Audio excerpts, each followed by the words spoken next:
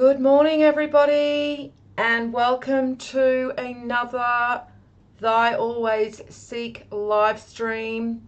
I'm just going to edit the title because I've realized I haven't done that and it is still on last week's title. So the title of today's stream is Coronation of a False King, or of the False King.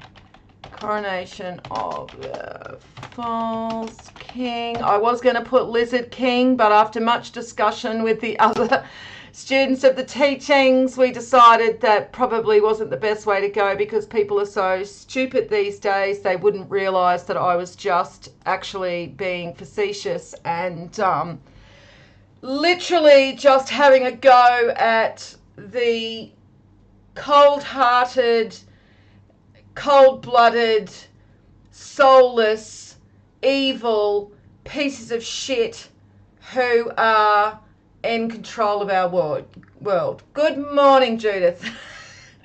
Such a lovely note to begin the day with, talking about the evil pieces of shit that control our world. But it is important that we identify the enemy. And I just love to do this because they think that they're getting away with everything. They think that we are all so stupid. Unfortunately, 98% of the population are stupid.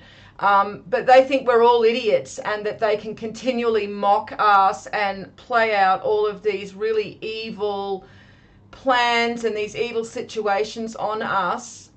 And they encode it with numerology and the esoteric knowledge and symbolism as a way to say F you to the creator and the divine race. And they think that they are getting away with this. They think that nobody knows what they're doing.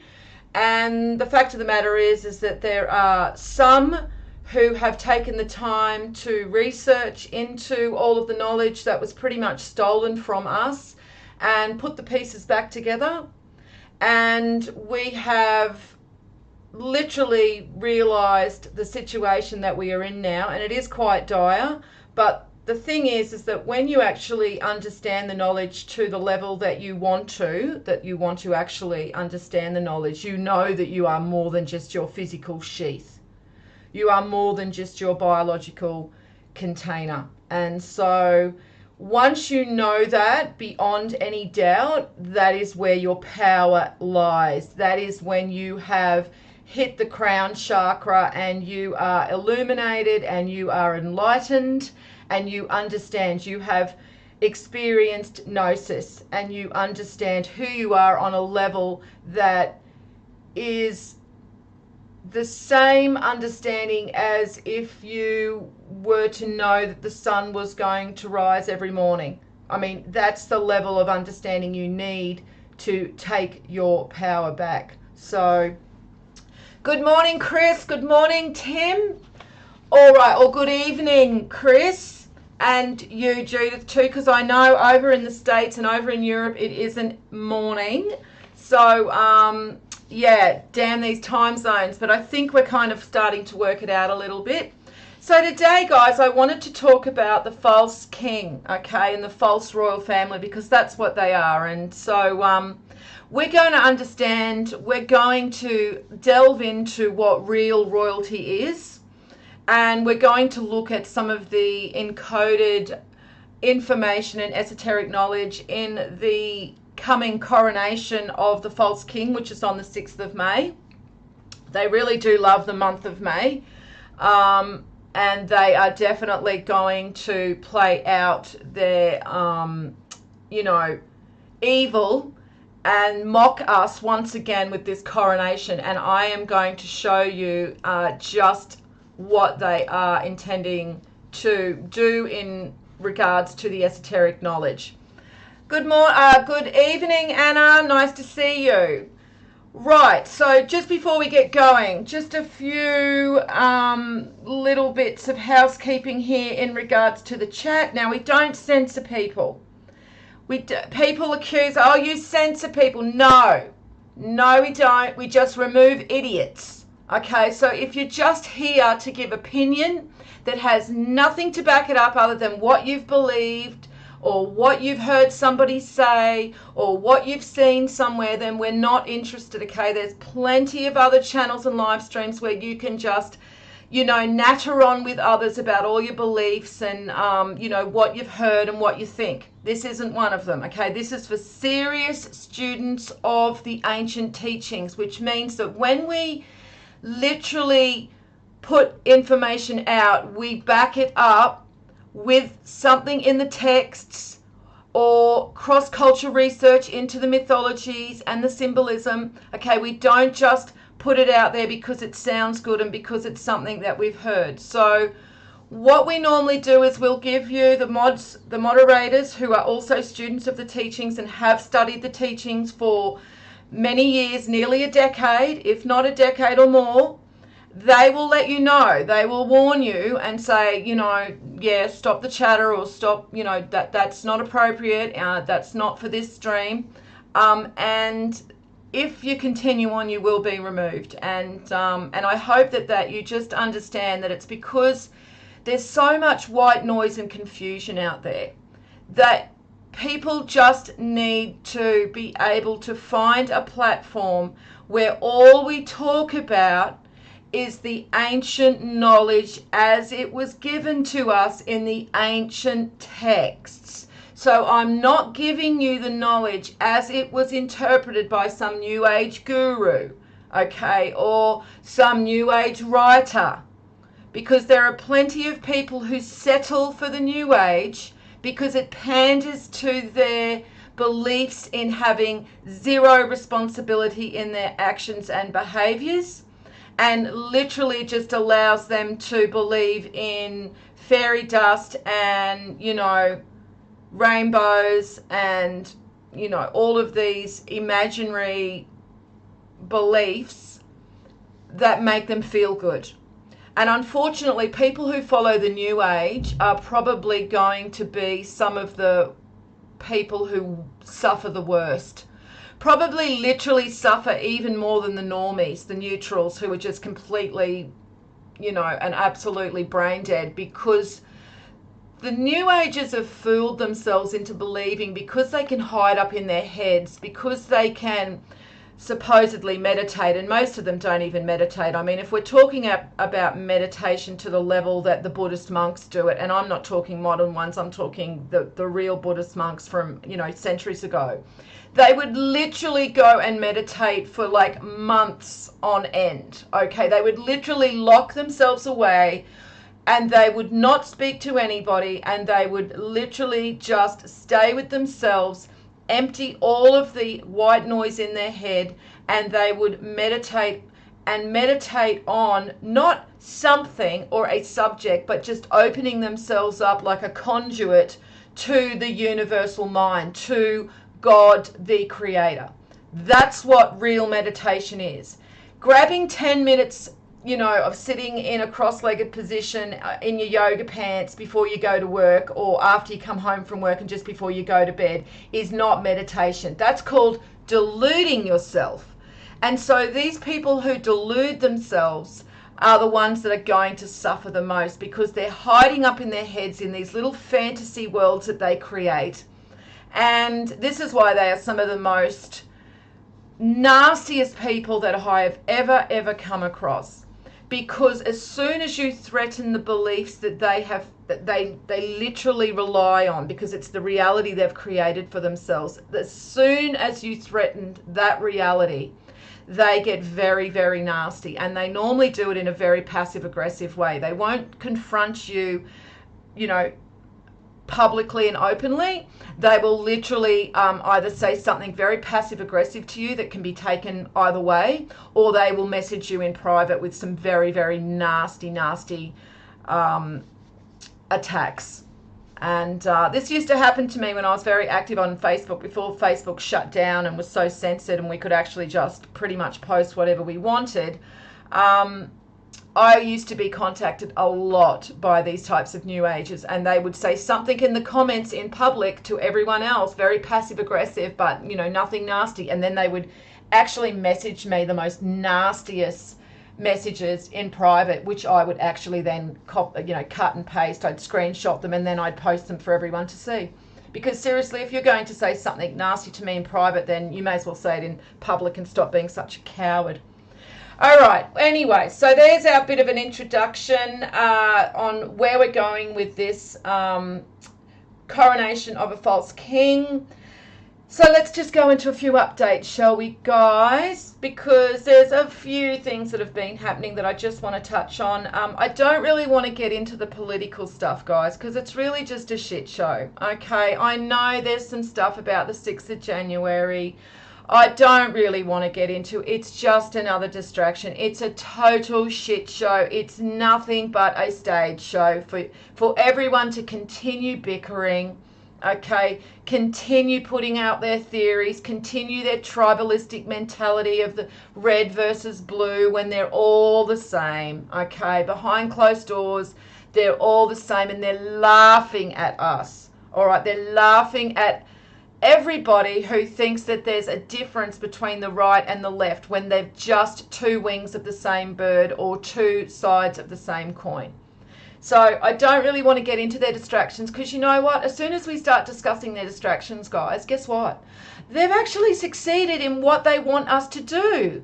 So let's not give them that, all right? So we understand that it's a political shit show out there. The only, real event that we want to pay attention to one, when the global financial collapse happens, and that's coming, and I was actually going to touch on that with the collapse of the Silicon Valley Bank and Silvergate, which is an interesting name, isn't it? Silvergate. Do you guys remember me talking about what it's called when we come out of the golden age as we move through the grey year? It's called the Silvergate. So I found that very interesting, but that is a bank that really deals in a lot of crypto. So, and I don't want to go with crypto because it's shitcoin. It's just fake, like everything else. If you actually go and look into the guy who supposedly created shitcoin, his name numerologically equates to 33. So does Bill Gates. So does Alex Jones. So does Kanye West. Okay, so I'm going to be going through a bit of numerology with you guys here today. So I want you guys to be able to either have a pen and paper on hand and write these down, because I'm not going to post them in the groups. I don't think that I serve the sacred knowledge well when I just copy and paste this type of information, because I just don't feel good about it. And to me, when I don't feel right about something, there's a reason for it. And so I don't want to just directly give out these codes and provide them on, my Keepers of the Flame group. And I think that's because you guys need to understand this numerology on a deeper level. So I will read the numerology out, and I would just advise you write it down, and then you can actually go through all of the knowledge and information. And even when you actually go and study the text yourselves and start to see these numbers, you'll start to put the pieces together a lot more and solidify it and crystallize it within you, because that's what you have to do. That's how it becomes knowledge for you. Because if I just put this information down for you to read somewhere, it just becomes a belief. It doesn't go very deep. It doesn't build itself, and it doesn't reach the level within you and within your psyche and within your soul that it needs to become knowledge. So I will read the numbers out. I'll tell you what they relate to, and then I would suggest you guys go and actually look at this a little bit further. And it's something that you're going to have to do if you are a serious student of the teachings, which is really who these streams are for. It's not really for the person that just wants a little bit of curiosity, or it's a novelty, or they're just a little bit interested. I mean, look, you are absolutely welcome to listen into these live streams. I doubt you really will understand much of it, and a lot of it will just go over your head, and you will probably just think that, oh yeah, that sounds pretty cool, yeah, that's interesting, but it won't really hit you on a deeper level, because you have not yet taken seriously the responsibility you have to yourself and your soul as a partaker in the Creator's experience. And until you do, until you identify and honor that within you, then you will be continually just walking around half blind, and the veil will remain over your eyes. You know, they often say lift the veil, and that's what it means. It means that you have shown yourself worthy to perceive the experience that you are currently living in and existing in on a level where you are an active partaker in this experience too. You're not just being pushed along like a dead fish that goes down the stream. Okay, you actually have some control over your experience because you have knowledge about who you are. And until you get there, then I'm sorry, you are just being pushed along down the stream with all the other dead fish. So yeah, I just suggest study, guys. It's all about studying. It's all about showing your worth in the fact that you are motivated to find truth for no other reason that you just want the truth. You want to know who you are, and that's what it begins with. It's not really an external thing of knowing the truth about out there. It's about knowing the truth within you. That just then actually translates to your external experience, because it's about going within and finding out who you are within, finding out that part of you that is a divine fragment of your creator who has birthed you into a physical form, but that your substance, your soul, is actually who you really are. That's what you've got to understand on a level, on a very, very deep and profound level. And the only way you'll do that is knowledge, and you won't find it with the clergy, and you won't find it with a New Age guru. No one's going to hand it to you, not even me. Nobody can do that for you. Your fate is in your hands. So, you know, go and seek it out, guys. So that just is in relation to the numerology and why it won't be getting posted in the group. So yeah, get a pen and paper, write it down, and then you can come back to it and go and research further into it. So let's just have a little bit of a look around at some of the information that we've seen this week, you know, just in the different areas. So one, that solar pulse that I was talking about last week is still ongoing. I haven't posted any of the screenshots that I've been taking over the last 2 days. I do have them on my computer. I will post them in the group, but just know it is still going. Just know that the huge channel who claims to be a solar expert, okay, claims to be a solar expert, could not explain the solar pulse to any logical degree at all. Told us that it was just, oh yeah, well, you know, pulses happen on the sun, you know, we've known that for the last, since the 80s, since the 1980s. But can't explain why it only just started on the 27th of February. So if it was this, this reoccurring pattern, this reoccurring cycle that we've all known about for so long, well, why did it only start on the 27th? But we also actually found other information where it actually happened in March last year. Now, this very well could be related to the equipment, but we just can't get an answer. So that in itself is very interesting, because if it was just equipment, then they would just say it's equipment.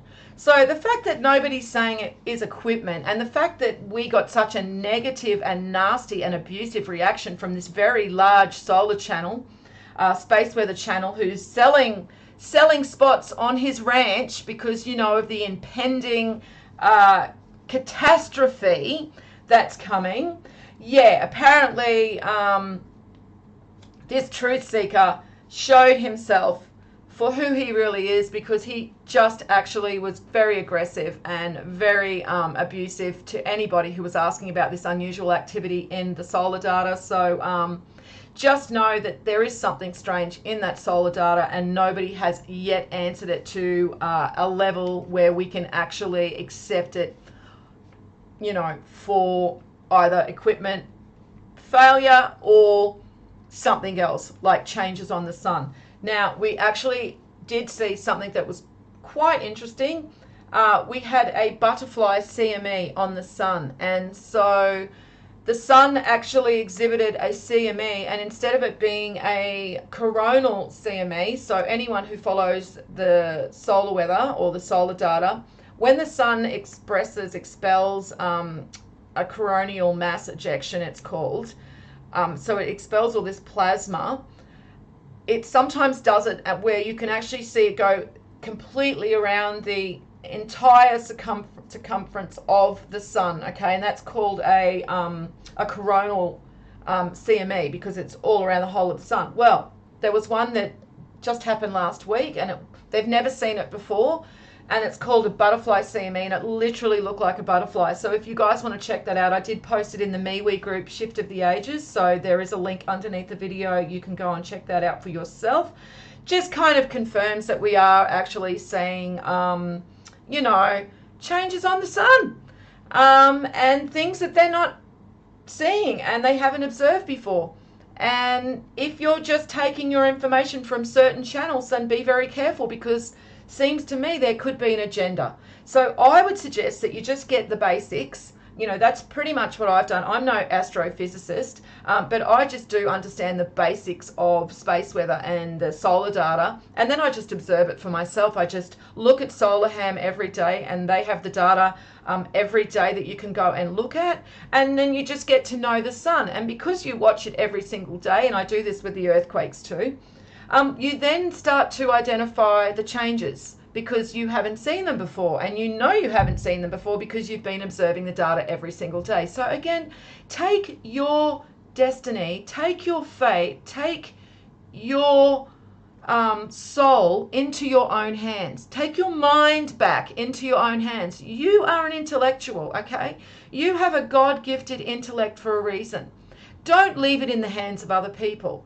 Go and get all the data for yourself and start observing it for yourself. It only takes a few minutes. You just have to click on it once a day, twice a day even. I mean, I'm a little bit more pedantic than that, and I do click on it a few times a day. But really, you only really need to look at it once a day and get to know your sun and get to know the tectonic activity and the volcanic activity that is happening around the planet. Because let's just segue into the volcanic activity, because yes, we have had a volcanic eruption in Indonesia.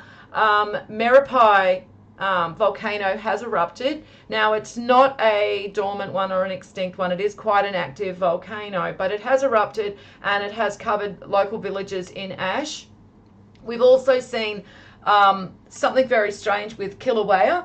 So apparently Kilauea started showing this underlying activity, because they have this base level activity that they watch all the time. And then if it starts to elevate, they know that maybe there's an impending eruption. Sometimes they don't even get a warning and it just erupts, like, you know, what happened a couple of years ago on Hawaii. Was any of those volcanic experts warning people a week before, get prepared, there's going to be a huge ongoing eruption, lava flows? No, none of them freaking knew, okay? So don't trust them. They know shit, all right? They just, again, just an expert that's there to, placate the masses so they don't panic.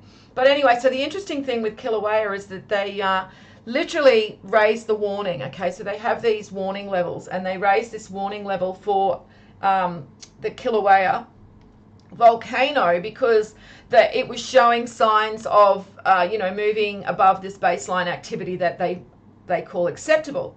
Well, then they reversed the warning and said, no, sorry, look, we got it wrong.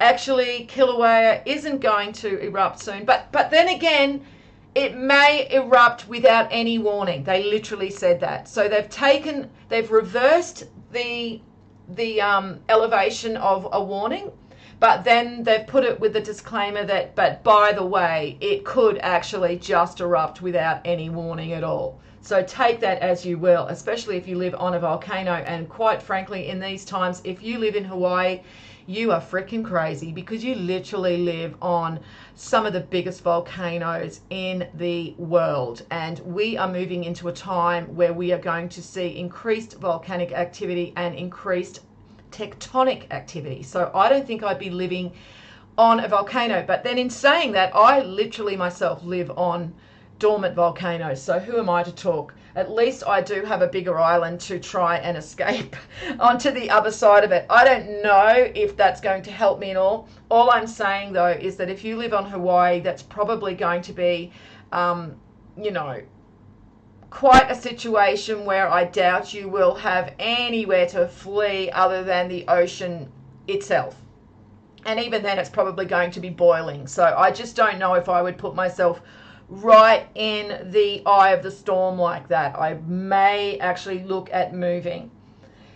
Anyway, let's move on. So White Island over in New Zealand is also showing signs of unrest. Now remember White Island, guys, I actually did a video about this because White Island was showing signs of unrest. Now I think this was about 3 years ago, and I could see that White Island was starting to show these huge signs of unrest, you know, and activity. And I began putting warnings out, right, that it looks like we could see something because there's some really significant changes happening on White Island. And what do you think they did over in New Zealand? Do you think they stopped all the tourism boats from going over to White Island? Because me, even, who is no volcanic expert, was seeing that there were definitely, you know, elevated activities to be seen in the data on White Island. And so what did they do? They had a boatload of tourists go over to White Island. They continued on their tourism, you know, chartered boats that they take the tourists over to White Island, and it erupted while a boatload of tourists were there. Needless to say, the outcome was horrible. A lot of them died, and the ones that didn't are burnt horribly. And to this day, they show the scars of that eruption. So again, you know, if you want to leave your security in the hands of experts, I'm sure they'll have some type of town hall meeting, you know, or maybe there'll be an inquiry, you know, and maybe the tourism operators will be fined, but you certainly won't get your face back, and you certainly won't get your loved ones back if they happen to be killed in the situation. So stop trusting the authorities. The authorities are evil. Even though they show you this alternative face where they care about you, do you think they really care about you? I mean, I know I'm speaking to, you know, the awake in my stream, guys, so please don't think I'm directing this at you. I'm directing this at all of the idiots that happen to just see my video and start listening to it and watching it and still have some trust in the system when the system is completely infiltrated with evil. I mean, look at what they're doing to our water supply. Look at what they're doing to the water supply over in the United States. I don't know how anyone could ever drink the tap water over there and trust in the tap water. I mean, I don't trust the tap water here. I actually filter my own water. And I think everybody should, no matter where you are, because even if they're not actually putting, you know, carcinogenic chemicals or lead or whatever it is that they're putting in the water, they're certainly putting other very soft chemicals that literally will build up in your body. And then everybody wonders, why is everyone getting cancer? God is so mean. He is giving children cancer. Your God is just ruthless. And yet, look at the environment that we're bringing these children up in. Look at the environment that we're living in. We literally live in poison right now. And it's because these people who control our governments and control the media and control the education departments and the universities and the science departments, they are all corrupted and evil, guys. You have to understand this. You will not find security in these people. You must go and research and find knowledge for yourself, and with that, you will actually start to realize how you can create an environment that is a lot more safer for your children, especially when it comes to the government indoctrination institutes. I mean, again, don't claim to be awake if you're sending your child into the belly of the beast every day. And yes, I know it's hard because you have to work and you have to pay rent and you have to, but nobody said waking up was going to be easy. Nobody said that. It's going to be very difficult, and it's going to require you to make choices that are very scary and that make you doubt yourself whether you're doing the right thing. But you need to listen to your instincts, and you need to understand that if you are going to send in, your child into the belly of the beast every day, it is not going to turn out well for your child. You cannot protect your child while you are putting your child in that situation every day. And I had someone who claimed to be awake, and I'm pretty sure it was when I was on Twitter before they banned me from Twitter. After Elon Musk took control of Twitter. Isn't that just ironic? The king of free speech, and I get banned from Twitter after Elon Musk takes control of Twitter. But some dude was telling me, I'm pretty sure he was doing videos, one of these preppers, and I said to him, because he was talking about how his son was at school and he was complaining about what the school was doing, and especially with, all of this other situation where the children are being brainwashed to be confused about their identities, okay? And I have to be very careful about how I say this because I do have algorithms that are combing through my live streams for keywords, so I have to be careful. But so basically he was complaining about it, and I just said to him that and he was saying how his son was just, wasn't going to be affected by all this brainwashing. And I said, you literally see your son less throughout the week than the people in that education institute see your son and have your son's brain. And you think that you're going to have more influence on him than those people in control of his brain for 6 hours a day, not to mention all of the children in that class who are in agreement with what that person is telling them, because we are very much affected by the hive mind. We have to be careful with that. This is why it's so difficult to go against the crowd, okay? And it's a lot easier to be a dead fish that's just floating down the stream with everybody else. It's so difficult to actually swim against the tide, and it will really test your mettle. It will really test your soul and your character, but that's what we're here to do, be tested. And so if you think it's going to be easy for a child to actually be in that situation, influenced by all his peers who are all in agreement pretty much, okay, with what the person at the front of the classroom who is in control of their brains and what is getting put into their brains and their minds is telling them, then good luck, because you're deluding yourself. The only way that you can have more of an influence on what goes into your child's mind is by being the main influence of your child's mind and teaching your child the truth. So that is just where I'm going to leave that. But seriously, it's not meant to be an easy path, guys. That's part of the tests, okay? And we may even have to completely change our situation to allow us to be able to, remove our children from these certain situations. But that's what we have to work to do. Even if you can't do it today, even if you can't do it next week, you should be working to do it at some point in the future, and the sooner the better. All right, so we've got a couple of more train derailments. We had one in Calhoun County, Alabama, and we had one in West Virginia too, and that one literally went into the river and leaked diesel directly. I mean, the train carriages literally went into the river. Okay, so there was that one. And again, guys, this is not coincidental, okay? They are doing this to us and they are laughing. They are basically saying, how many times can we derail trains and, completely screw their environment and poison their homes and poison their rivers? And look at these idiots. They still live there. Oh my God. And they go to these town hall meetings and they think that they can just yell at us or yell at the politician or the CEO and it's going to change anything that happened. I mean, that's literally what they're doing. They are laughing their heads off at all of us.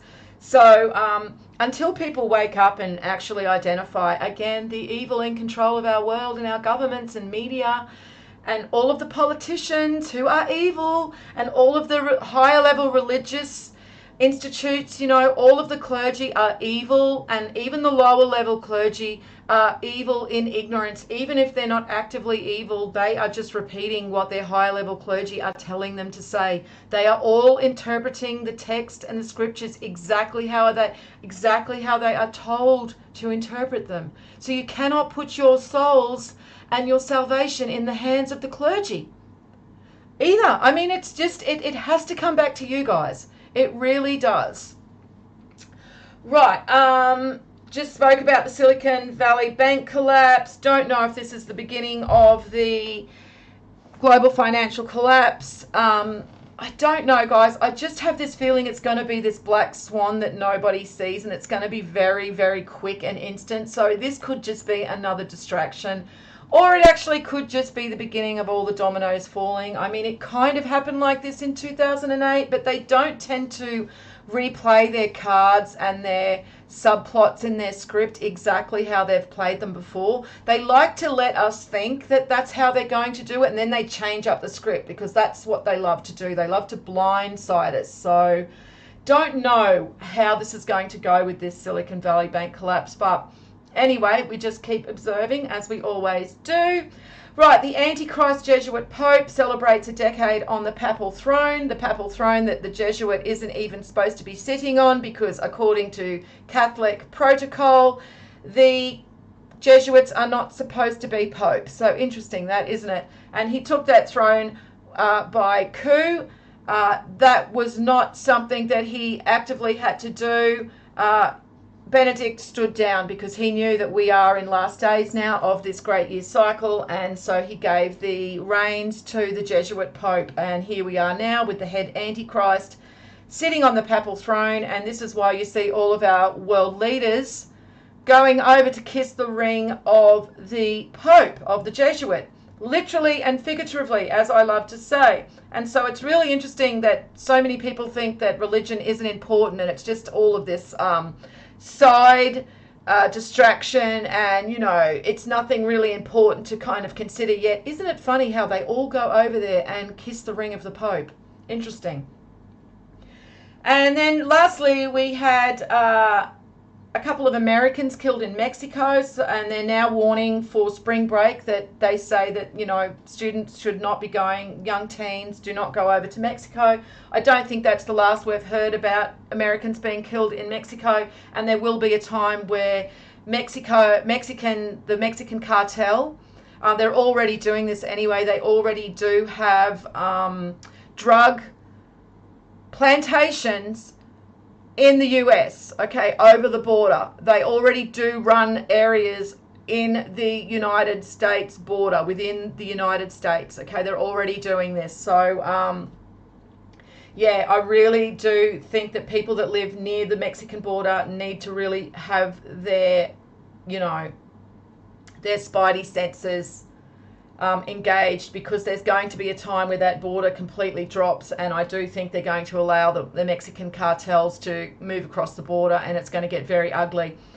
That could be the situation when there is the global financial collapse, and there's, you know, a couple of weeks of like a purge and like a really, really bad situation before we get our new saviors step up and tell us they're going to bring in a new system that will save us all. And I've gone into that many times in previous videos, and I won't do that again in this video. Lastly, flooding events continue to escalate. California's been slammed again by more epic flooding. Africa has been hit by this cyclone that refuses to die. Cyclone Freddy is the longest ever cyclone.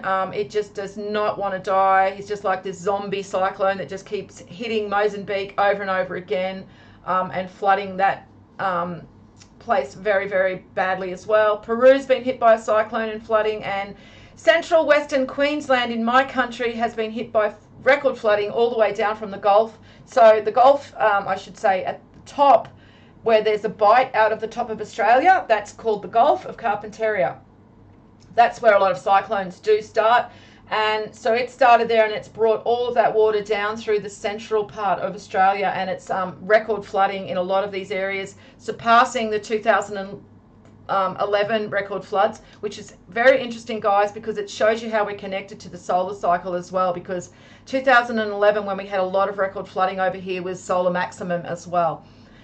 So yeah, and that's going to continue happening, and that record flooding is now going to go down towards Brisbane and a central, a very populated city, capital city of the state of Queensland. All right, so there you go, guys. We are now done with our update, and let's delve into the coronation of the false king. Now, just a word about the photo, the loop of photos and artworks and diagrams that I'm showing you as I tell you this information. So yes, I do have a couple of photoshopped pictures of the false king. I couldn't help myself, because I was going to actually call this the coronation of the lizard king, and then I realized I was just going to get a whole heap of idiots watching my stream or my videos, and I really don't have time to deal with them. And plus it would be actually opening myself up for, you know, a way for people to discredit me, saying, oh look, she believes in reptilians. Now, do I believe that the royal family are reptilians? I believe that the royal family have a reptilian consciousness, put it that way. I think that they are cold-hearted, I think that they are evil, and I think that they literally exhibit traits of a reptile, and that is about as far as they go in connection to being reptiles. Do I think that they're actually reptiles? No. No, they're not actually reptiles, guys. They're humans. But they do just have this reptilian mentality about them, because they are devoid of empathy.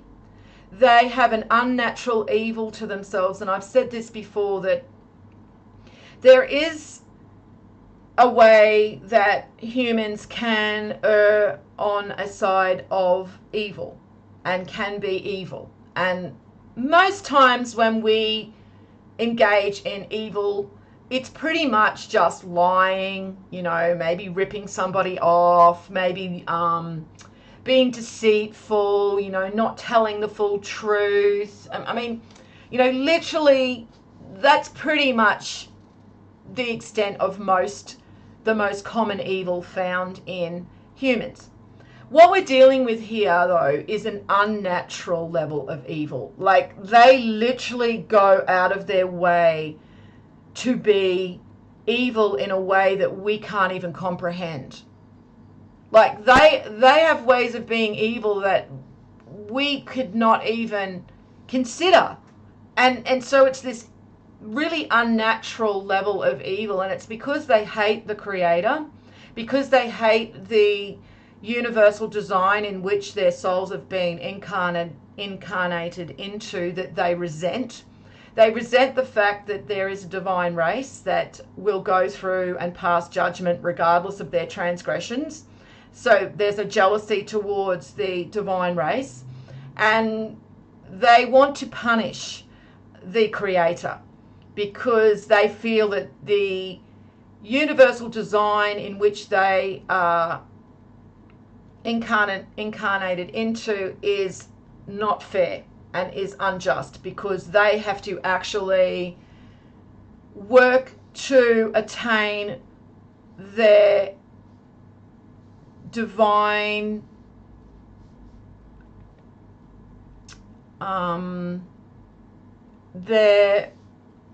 they have to work to attain the God, you know, their godliness, like to be able to grasp that godlike divine portion within them. They have to work for that, whereas the divine don't. The divine are just automatically connections to the Creator. They are created in a very different way, and anybody new to the stream, I've spoken about this in previous streams. I'm not going to discuss it in full because I don't have 10 hours to do every single stream, so please don't start commenting on information that I have discussed in this stream because you've not actually looked at any of the other videos or listened to any of the other information that I've actually relayed about this. So before you give me your opinion, if you're new, please go and research into all of the other information that I have put forward in regards to the divine race. So literally, they do not feel that it is fair that the divine race just move through into the new great year, the new great cycle. And that is because the divine race are created differently. And as I've said before, and you will see in one of these pictures in the stream, that there is an anchor. And that is how you can imagine the divine race being the extension of God the Creator. The divine race is the anchor of God the Creator put onto the material plane. They are the extension of God the Creator on the material plane. So you can even see it like the chain of the anchor going back up into the ether, into God the Creator. And as the chain moves down from the ethereal plane, the chain that holds onto the anchor, it becomes more solidified as it comes further and further into the material. And that is why I love the great chain of being. That is another really good way of seeing it, how the ethereal gradually comes down into the material and solidifies slowly. And it's all to do with the principle of vibration. And again, anybody who doesn't understand the 7 Hermetic principles, I would suggest click on the link underneath the video and look at the Kybalion and the 7 universal principles, because you need to understand the universal laws in which we are governed by. And that will help things when you are researching. And so there is the law of vibration. And it's interesting, modern science is now actually starting to find exactly what the ancient science of Hermetics, which is the most ancient science of the whole world. It is the original science that they sought to basically hide from everybody, and they're now making new discoveries. So the holographic universe is the mind of the all. The mental universe, that is the first principle of Hermetics. Also, they talk about physics now, and vibration, and everything is vibration, and everything is just moving at different levels of vibration, cymatics and all of that. Well, that's already explained in the principle of vibration in the Hermetic science as well. So definitely I would suggest any new students to this knowledge, go and check out the 7 universal principles. You really don't even need to read the full Kybalion, just read the 7 principles of the universe. That's all you really need to know, and that is a great foundation to start building, building on. Oh God, hang on, let me have a drink. All right. Okay, so the pictures, yeah. So before we're going to go into the coronation of the false king, I just did want to show you these pictures now. And there's a bit of a lag when I see the pictures as when you see the pictures too. I've realised that.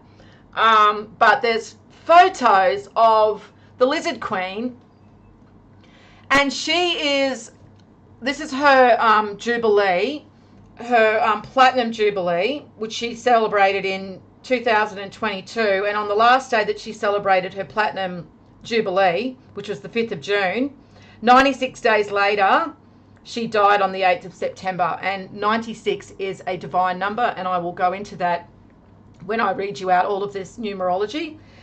And so, interestingly, she's lighting up a DNA strand, and then she lights up a tree that looks like the DNA strand.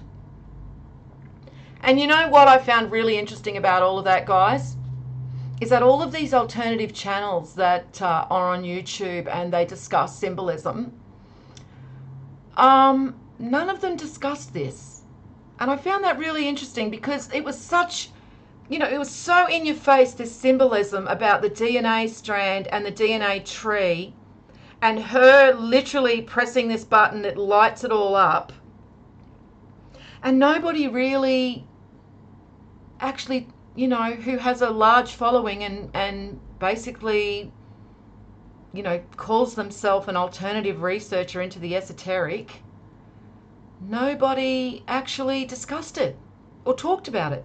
That was the weirdest thing with me. I was like, back in 2012 when shit like that happened, there would be videos everywhere about it. Everybody giving their theory, everybody giving their opinion. And then I saw it happen and I was like, all right, I'm going to go to Hugo Talks or whatever else, all these other channels that claim to be, into decoding symbolism, and I'm going to see what they've said about it. And nothing. Crickets. So I find that interesting, especially when, there is so much controlled opposition out there, because, anybody that's got a really, really huge following that is, relaying this knowledge. I mean, anybody that's got a following of, say, over, 40, 50,000 people, I would start to red flags, okay? This kind of knowledge isn't really popular, and especially when you're talking to it in the degree that you need to actually reveal the full truth. So what you'll notice is a lot of these researchers will talk about this, but they actually won't continue talking about it to the conclusion, which is that we're in a great year cycle, hearts are weighed, and only a select few go into the next great year cycle. So when you actually start giving information to that level, everyone just turns off. Oh, I don't want to go that far down the rabbit hole. Oh, no way. Sorry. Yeah. No, I was interested, but no, don't want to know that part.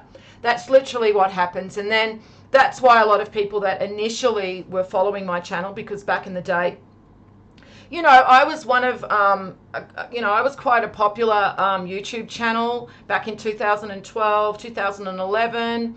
I remember when Suspicious Observers had 5,000 subs, okay? And we were all pretty much, that's where we all pretty much started, okay? And so when I actually found, though, that the knowledge led me to the conclusion that I just told you, well, you could imagine, a lot of the people that followed me were New Age. And so I got a lot of attacks from the New Age. I got a lot of attacks from the religious types as well, because they didn't want me to say that, Jesus wasn't the only son of God. They had their own brainwashing that they had to contend with, and I wasn't aligning to that either. And so, yeah, I pretty much just stagnated as a channel because nobody was really interested in the truth. And I'm pretty sure that that's going to continue, because people will continue to delude themselves right up until the very last, But before, you just can't deny it anymore. And hello, Eileen. Good to see you. Yes, you do remember back from those days, I'm sure. And I'm glad that you're here, though. I am. So always good to see old faces. And we, as I've said, look, nobody's perfect, and I could have done things a lot differently than the way I did things as well, okay? I wasn't perfect. I was very reactive back then. I was very defensive back then. I still can be a little defensive, but I have learned to kind of let things slide a little bit more and not be so reactive. And but that is just my personality, unfortunately. I am just a little bit hot-headed like that, and that's something that I've had to work on with myself. And we're all works in progress, guys. That's what we all are. And so let's just keep moving forward, because that's really all we can do in these times. Because really, guys, we are all who we have. Okay, so we have to stop the infighting and bickering. And, I had someone accuse me of, this is the infighting I was talking about. This is exactly what I meant when I said infighting in the community. And they were talking about the video I uploaded in regards to the solar pulse, and was directed at a huge YouTube channel who was around in 2011, who I just spoke of.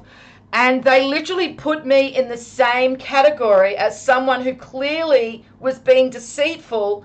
And I showed that they were being deceitful and had given us false information.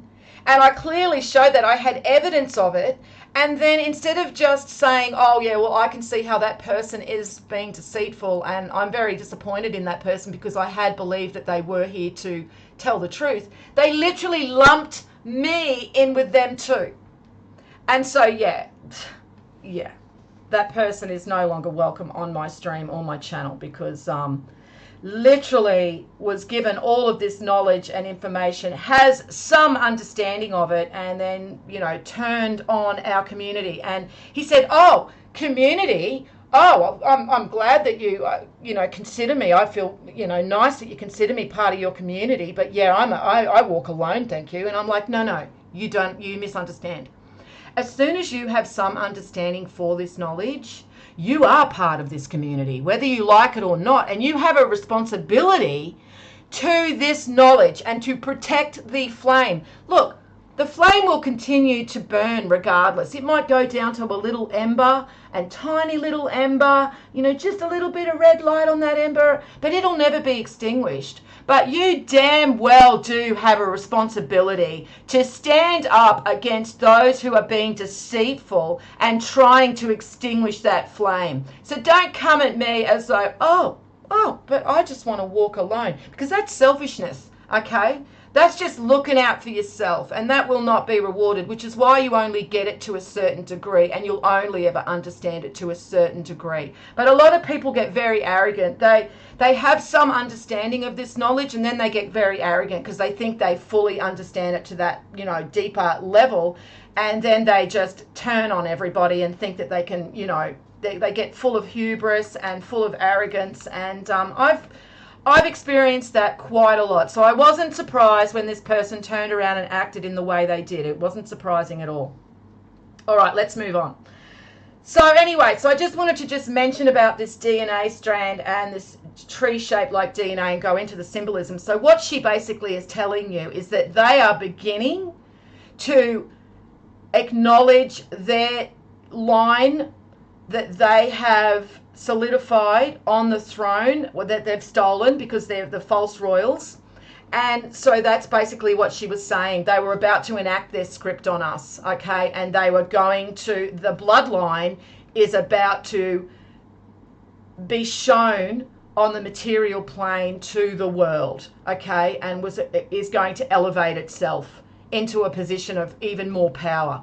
That is what she was saying. And they are going to control the tree of humanity. Okay, that tree was us, was all of us. And that DNA strand was them. Because I'm telling you, all of these people in power, Trudeau, Macron, the royals, you know, anyone that is in power, even Merkel, you know, Angela Merkel, I should say, anyone like that, right? The Rothschilds, the Rockefellers, they have been in power for centuries. Their bloodlines can be traced back probably 1,000 or more years, okay? Even the popes, I mean, the Catholic Church has been in power for at least 1,000 years in its present form. All right, so these people have children, and then the children are given the knowledge to carry on and put in positions of power. And so now we're moving down to the end of the bloodline, and that is Charles, okay? He's the false king, and that is why she died. And I'm saying died, and I'm putting little fingers, you know, little you know, what do you call them? Little exclamation marks. I don't know what you call them, I can't remember. But yes, them. Okay, she died. She happened to die right on the 96th day after she ended that platinum jubilee. Okay, and you can't go higher than platinum either. Isn't that interesting? Right on the high. She had to have that at 2022, didn't she? Yeah. They know exactly what's coming for their asses, all right? And so, you know what? By actually understanding this knowledge, we take away from their power. That's what people don't understand. The less people that they have believing in this mockery and this script, it takes away from their power. Hey, they can do whatever they want to our physical bodies, but they can't change anything within our soul, and they can't change anything within our mind. Never forget that. The mind and the soul, That is your possession that they can never, ever destroy. Only we can destroy that if we transgress outside universal law. And I've gone into that in other videos too, so I won't go into that again. Quotation marks. Thank you. Thank you. Now, out 1 foot out of the door. Yes, quotation marks. Thank you for that. But also, they all have nobility bloodlines. No, they don't. This is what you don't understand. They do not have nobility bloodlines. And I'm about to tell you who the real nobles are. And really, you should pretty much know because you've been on quite a few streams, okay? And you should know that the real nobles, the real royals, are the divine race. And so they've sought to mimic and steal from the divine race, okay? The red is the divine male, the blue is the divine female, and the purple is the divine tribe, the soul tribe of the divine male and divine female. And that's why they've stolen those colours. Ever wonder why the police sirens are red and blue and the police have so much power over us? Okay, again, symbolism. It's everywhere, guys. When you start to understand that the symbols for what they are, you can see how they've used them against us everywhere. Okay?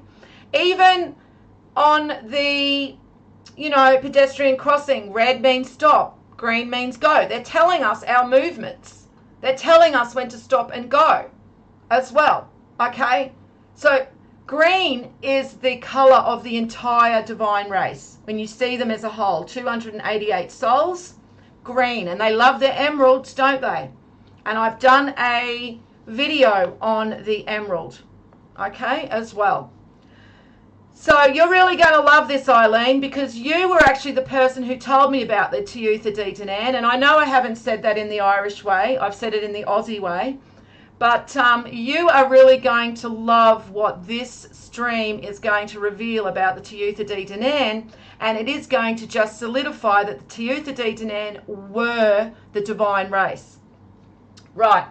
So before I go into all of the symbolism and the esoteric information surrounding the coronation of the false king, I do just want to go through the numerology and give you guys a bit of a heads up. As I said, if you've got your pens and papers, now's the time to pull them out. Right, so 288 is the individuals in the divine race. So when you see the divine race as a whole, individual souls, 288 is the number. 144 are the soul tribes in the divine race. So when you see the divine race as a male and female tribe, because every single divine soul was created androgynous, and then it splits upon creation, and then it's birthed into its physical container.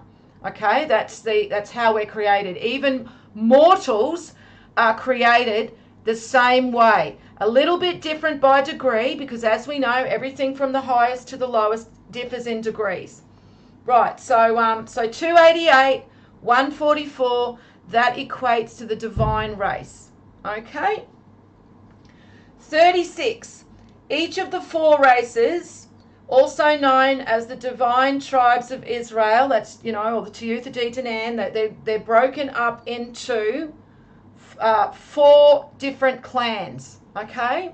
Or 4 main tribes, okay? And then there's even 3 clans of each of the 4 main tribes. And that's why when we see the tribes of Israel, we see the tribe of Dan, the tribe of Reuben, the tribe of Ephraim, and the tribe of Judah. These are the 4 main races or tribes within the divine race. Okay, so we've got the tribe of Dan, who's the white race. So there's 72 individual souls and 36 soul tribes. Okay, so we've got tribe of Dan is the white race. Okay. Then we've got tribe of Reuben, they are the red race. Tribe of Ephraim are the yellow race, and tribe of Judah are the black race.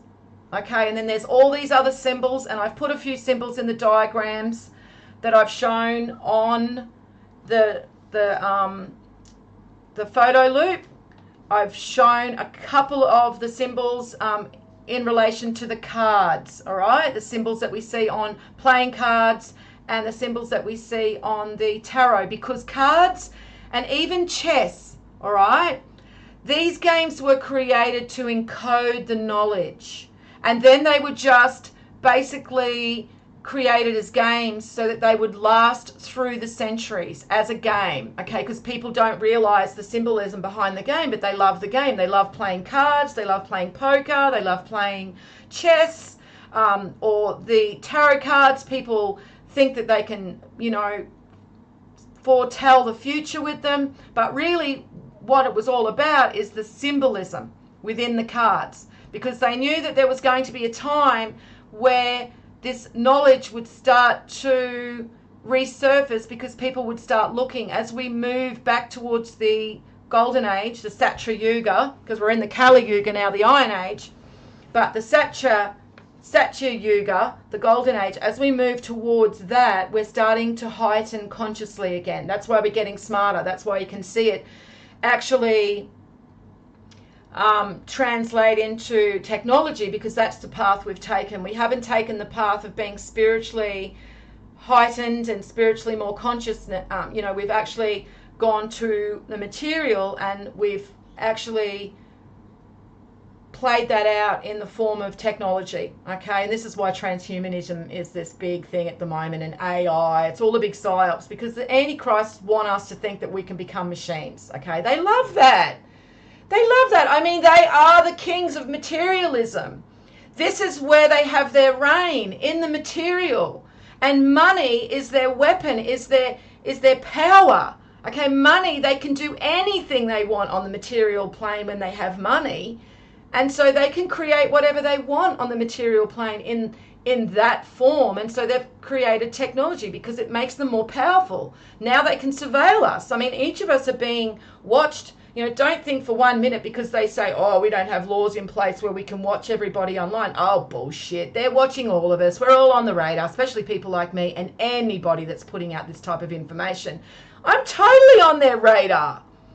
Can they move to basically, you know, take me out yet? Probably not. There'd be a lot of explaining to do to my family and friends and colleagues, work colleagues, if they were just to suddenly show up at my door and take me with no reason. I mean, I'm not a terrorist. You know, I haven't made any threats to, you know, government officials or anything like that, which is why I have to be very careful with how I say things, because it can be, and probably will be one day, used against me. No doubt something that I've said. So this is why I've just said, well, you know, fuck it. I'm just going to continue to put out this knowledge because I know I'm on their radar. I know as soon as I start putting out certain information, suddenly comments go disappearing on my channel. You know, I'm barred from Twitter. You know, I can't speak on Twitter. You know, they literally took me down from Facebook in 2016. I mean, everybody whinging about how they got banned in the last 2 years. Yeah, well, I've been banned since 2016. So, you know, I'm going to wear it like a bit of a badge of honor. Yeah, okay, I'm on their radar. You know, not much I can do now anyway, because what, am I going to undo everything that I was discovering back in 2013 before I even knew what it really meant? You know, so I just have to trust the path that I'm on, okay? And that's what I do. And so I'm just thinking, well, I'm just going to put this information out. And it's really just an FU to them. More than anything else, it's just an FU to them, that I know their plans. I know who they are. So I'm telling everybody else. And I mean, I know that most of the people don't even probably really believe what I'm saying. It doesn't matter. I know and they know. That's all that matters to me. And so that's why I thought, yeah, well, I'm going to put all this information out. They're going to hate that, especially when I'm giving away all this information about the coronation, which they just want to occult, you know, and they want to keep hidden. So, yeah, write this stuff down, guys, because I'm not going to put this in the group, all of these numbers, but you can have them and you can go and look into them further. So, 72 individual divine souls in each of the races. 36 soul tribes in each of the races. And then now if we look at the races, so they can be also divided into a trinity. So you've got gold, silver, and bronze. And so gold and silver are full gods. So they were literally created onto the material plane as the first anchor of God the Creator. And then the bronze tribes are the demigods. So they were actually seated within the divine female upon creation. So when the divine female and the divine male tribe was created, the female was seated already with the divine child, the demigod, to be birthed onto the physical plane. And that's why the Virgin Mary was a virgin. Get it? She was a virgin because she already had the seed within her when she was created. So there you go. Solves that little mystery, doesn't it? You won't hear the clergy tell you that, though. And the lower level clergy wouldn't even know that. They're as dumb as dog shit as the rest of their congregation. But the higher level clergy, the Pope, and all of those higher level clergy, the archbishops, they all know the truth. Don't worry about that. So 48 is a very, very important number too, because that is each of the levels within the divine tribe. So your gold, your silver, and your bronze.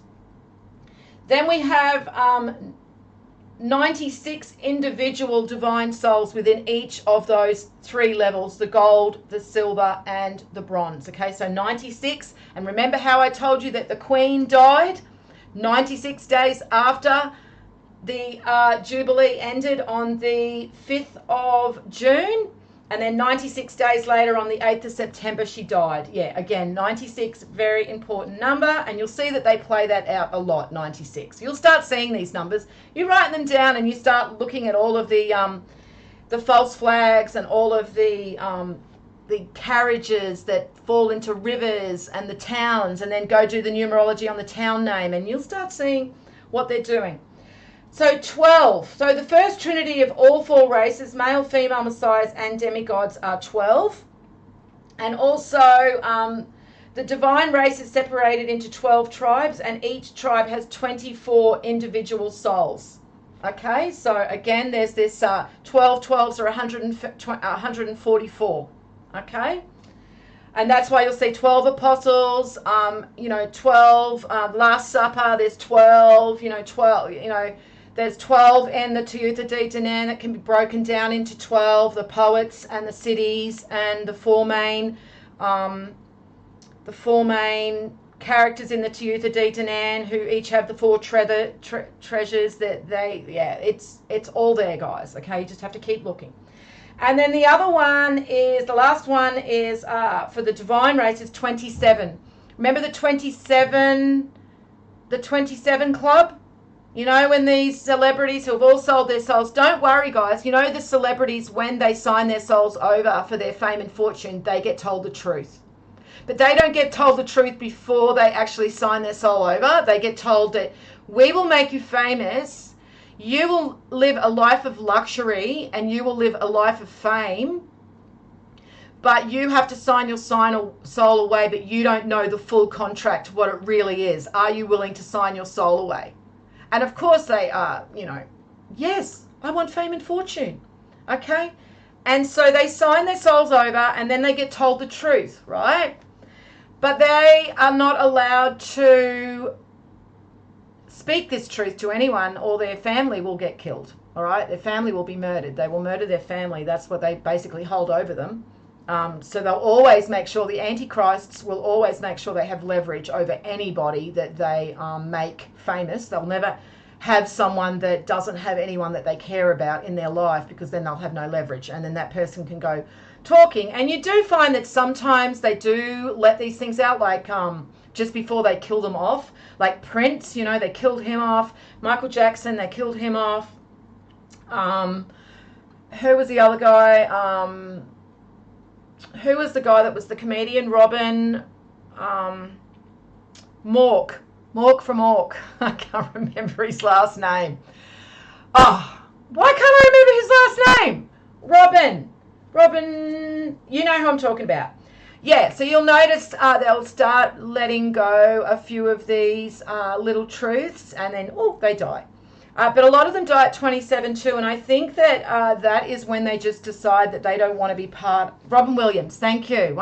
One foot out of the door. Thank you very much, Robin Williams. Yeah. So you can see that a lot of them go into this depression, and they just can't cope. You know, Britney Spears like shaved her head off, and she couldn't, you know, cope. And so they took control of all of her finances. A lot of them, they're sold out by their parents as well, like Miley Cyrus. You know, a lot of these young kids, they're literally sold, their souls are sold when they're young. It's part of, you know, part of the deal that they do with the Antichrist as well. So now that you know that, you'll start looking at these celebrities a little bit different and wonder why they're suddenly sellouts. You know, Roger Waters, why is he suddenly a sellout? Pearl Jam, you know, singing about all this anti-government stuff, suddenly a sellout. You know, the Foo Fighters, oh, but they were supposed to be, you know, so anti-establishment, but then telling everyone to get, you know, the shot before they come in to watch a concert. You know, how many of them all turned and told everybody to go get the shot? You know, this is because they have a script that they have to follow. Okay, it was all part of their deal. But the 27 Club is for those who need an out, and they don't want to continue on anymore. They can't do it, and so they out at 27.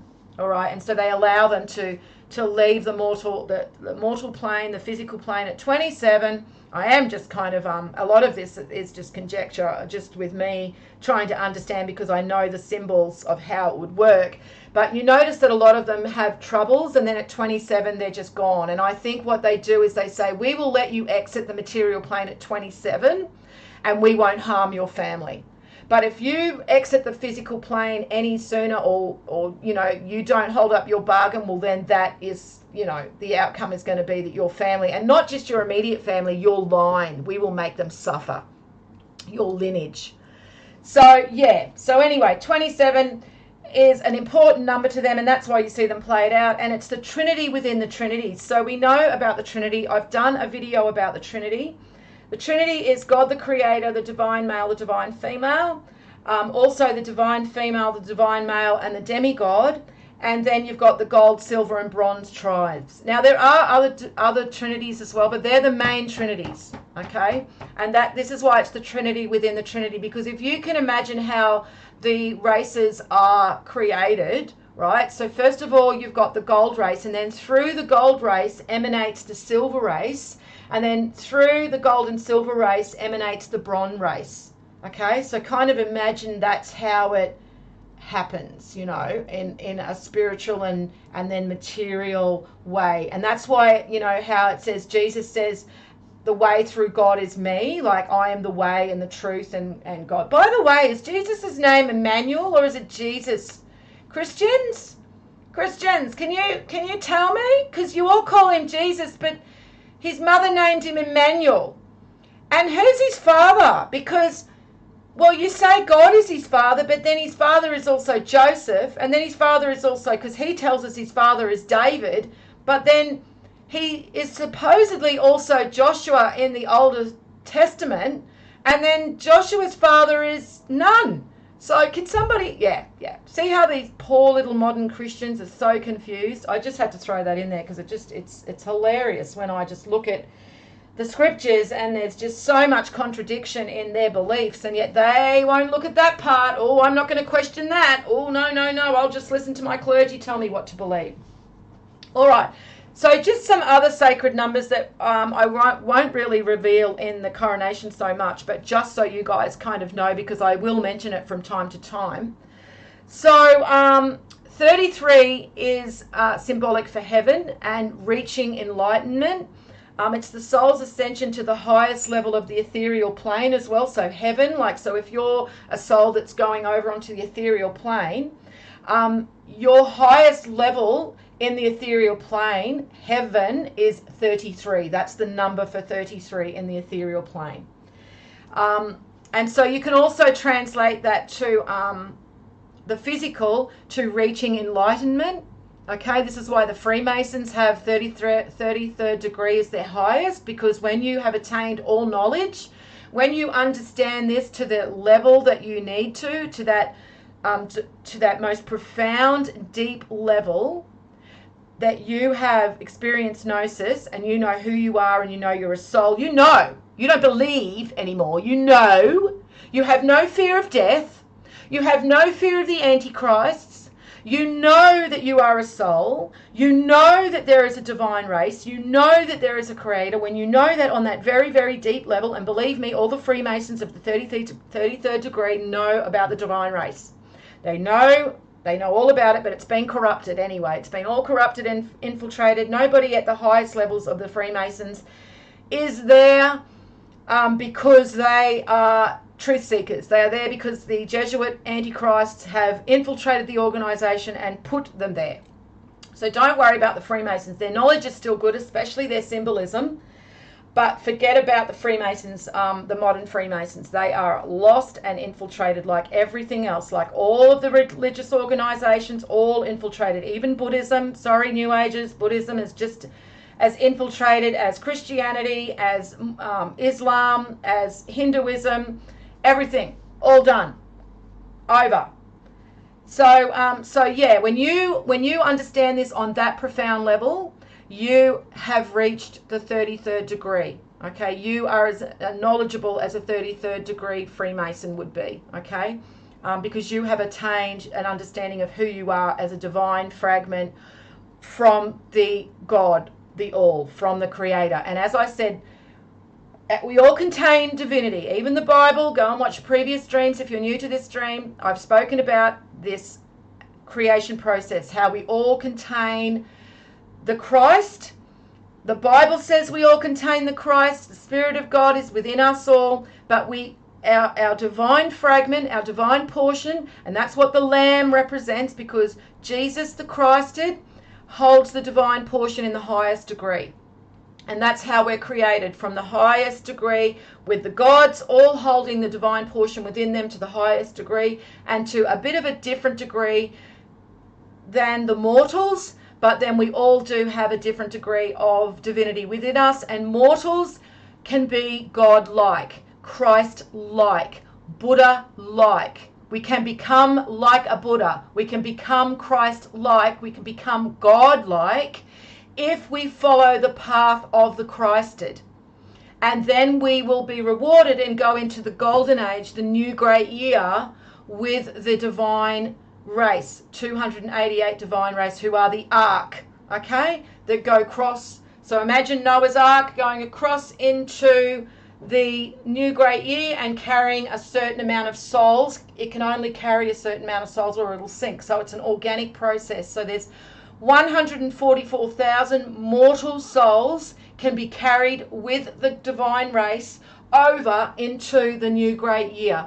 And if you understand this knowledge to the 33rd degree, to the number 33, you got a ticket on that ark. Okay, and that's why at the beginning of the Gospel of Thomas, and this is why the Nag Hammadi Gospels are so important and why the Antichrists hate them so much and will not recognize them as canon, is because the very first verse of the Gospel of Thomas says that if you understand this, you will not experience death. Okay, so that's literally why it's important that you go and study and research this knowledge, so that you do have an understanding of it at that profound level. And you won't do that by just listening to me.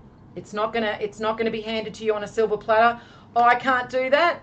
Nobody can do that. The only person who has the fate of your soul in their hands is you. Okay, it's you and you alone. No clergy is going to save you.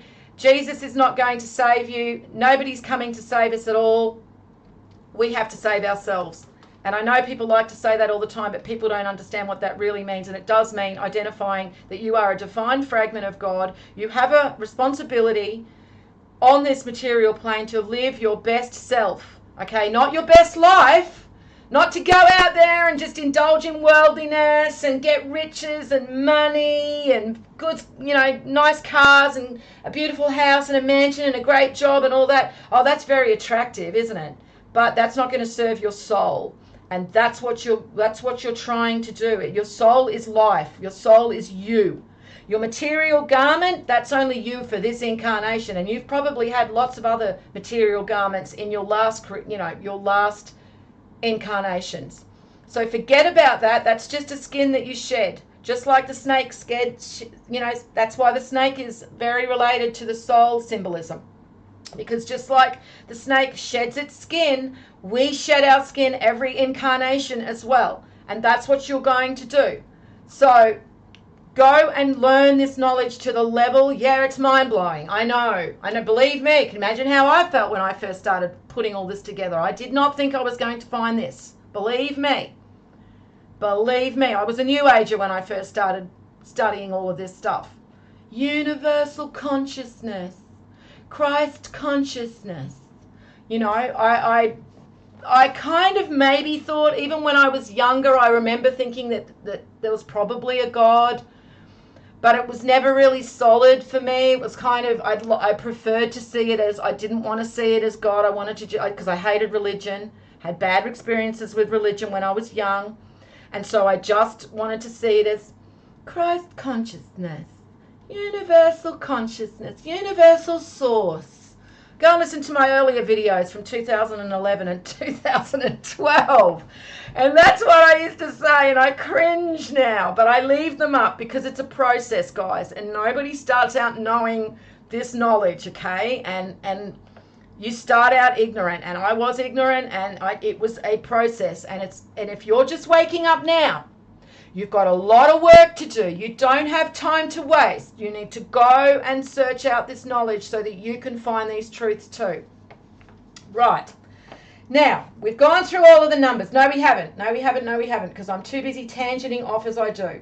Right. So 33 is heaven. 34 is hell. Yes, and even Dante says that. And 34 is hell in the lowest level on the ethereal plane. Okay, so we're talking about 33 and 34 mainly on the ethereal plane, because we know that there's the ethereal plane and the material plane.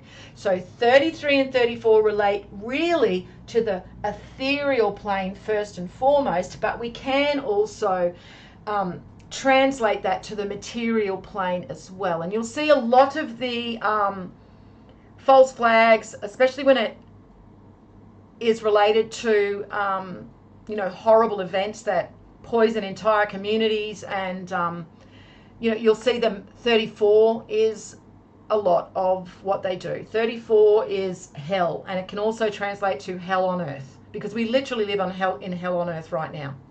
I really, really feel sorry for the young ones, the young people. I mean, at least us, Gen Xers, and I'm a Gen X, we got to experience the 1980s. And how awesome was the 1980s, guys? I mean, literally, we thought that everything was going to be we were going, it was going to be, space age was coming.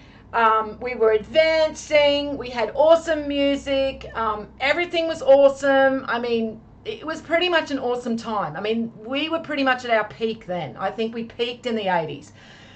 Morally, I think we peaked in the 50s, morally, but I think everything that culminated, we peaked in the 1980s materially. And on the material plane, we literally... and we've got 34 concurrent viewers right now. Isn't that interesting? I'm talking about the ethereal plane and numerology. That's funny. So yeah, so we can kind of look back to our teenage years when things get really dark and go, well, it was great when we went to prom, and it was great when we did that and went to discos and had great music and the whole thing. And now look at the children today. And the teenagers today, they really don't have that. And even the millennials don't even have, the teenage years to look back on to get them through the dark times. So the teenagers today really do need our support more than ever. They're being confused more than ever on purpose, especially about their sexuality and their identity.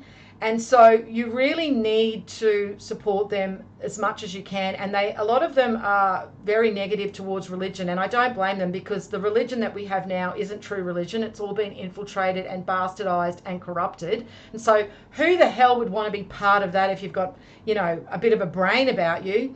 why would you want to turn to that, when it's just a bunch of brainwashed idiots parroting their clergy? I mean, so there's not really a lot of choices they have. A lot of them, may move into the New Age, which is just as bad as the modern Christianity. It's the same thing. It's just a different side of the same coin. So we really need to support our young people. So please don't post memes that say, when I was in the 1980s, I never had to go and do that. I knew how to drink out of a hose. I used to play in the mud. I didn't come home until, the street lights came on, and I didn't have to have a phone on me and have my face in a phone 24 hours a day. Please don't do that. Please don't blame the children for what we did to them. We dropped the ball, guys. What we did this to them. Okay, we allowed this to happen as a collective. Maybe not you or me personally, but as a collective, we did this to them. So please don't go being smug and bragging about how awesome you were because you're Gen X, okay? It really just gets to me when I see that, all right? It's almost like you're spitting in their faces. You've completely screwed up their childhoods by allowing these shit stains that we have in control right now to do this to us as a society. And they have suffered the most from it, because at least we got a chance to, have some freedom back in the 1980s. And then you're going to rub it in their faces how we failed them. So please support your teenagers. Okay, they need support. They need to know they're a soul. First and foremost, they need to know they're a soul. And that's why you need to start young with your children and start teaching them about them being a soul and having a creator. I know it's not going to be easy about explaining what's coming, okay, because there's a lot of dark days ahead of us. But at least if you explain to your children and your teenagers that you have a soul, and even if they don't want to listen to you, and teenagers don't want to listen to you, not even my teenagers wanted to listen to me, okay? I was lucky enough to be able to begin teaching my children when they were quite young, probably about a bit older than that, probably about 7, 9 and 10, I think they were, when I started discovering this. But, as they go into teenage years, they all want to reject and rebel everything their parents say. It's a natural part of growing up. At least put the seeds there. Because even though they may not be listening to you, like outwardly showing you that they're not listening to you and they don't want to hear it, inwardly they are. And you need to just continue telling them this, because there will be a time where they will need that. And they will reflect back on what you've told them, and it will help them. So to continue telling them, guys, even if they don't want to hear it, okay? Just continue telling them, all right? And letting them know about their soul and their creator, okay? And that will help. All right, so we've done all of this preparation now. Oh, lastly, 11, weighing of the soul, all right?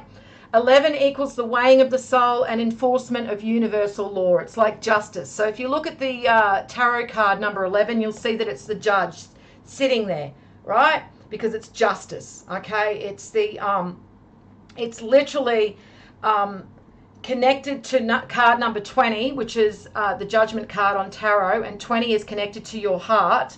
20 is the number of the heart.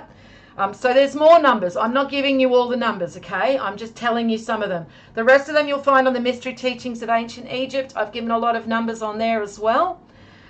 So 20 is the number of the heart. So that's why the card number 20, judgment, is related to the heart and judgment. But number 11 is related to universal law. Remember how I said it's the transgressor of those laws that bring about their own fate? So the Justice card, number 11, that's literally the card, the number that represents those laws, okay? Those universal laws that you cannot transgress as a soul, because you will bring about your own destruction. You'll bring about weight in your heart. That's what sin is, and that's what karma is. Every time we move out, so you can see the number 11, and a lot of the times numerology actually symbolically also relates information in the way that it looks, the number looks. And if you look at a number 11, it looks like a road,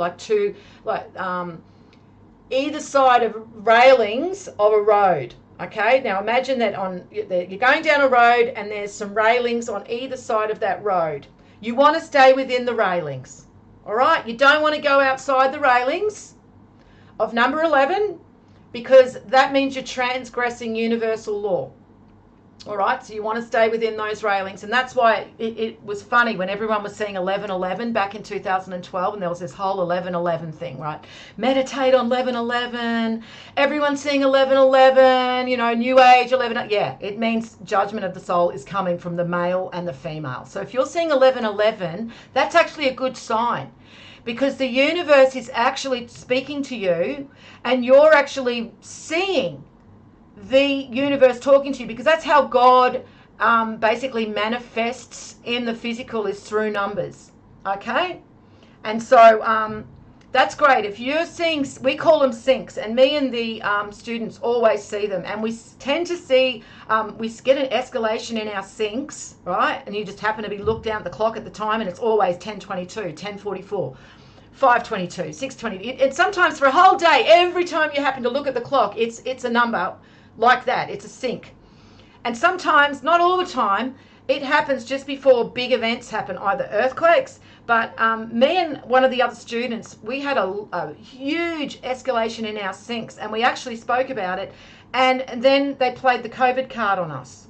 So that was something that was by design, a very, very deep design.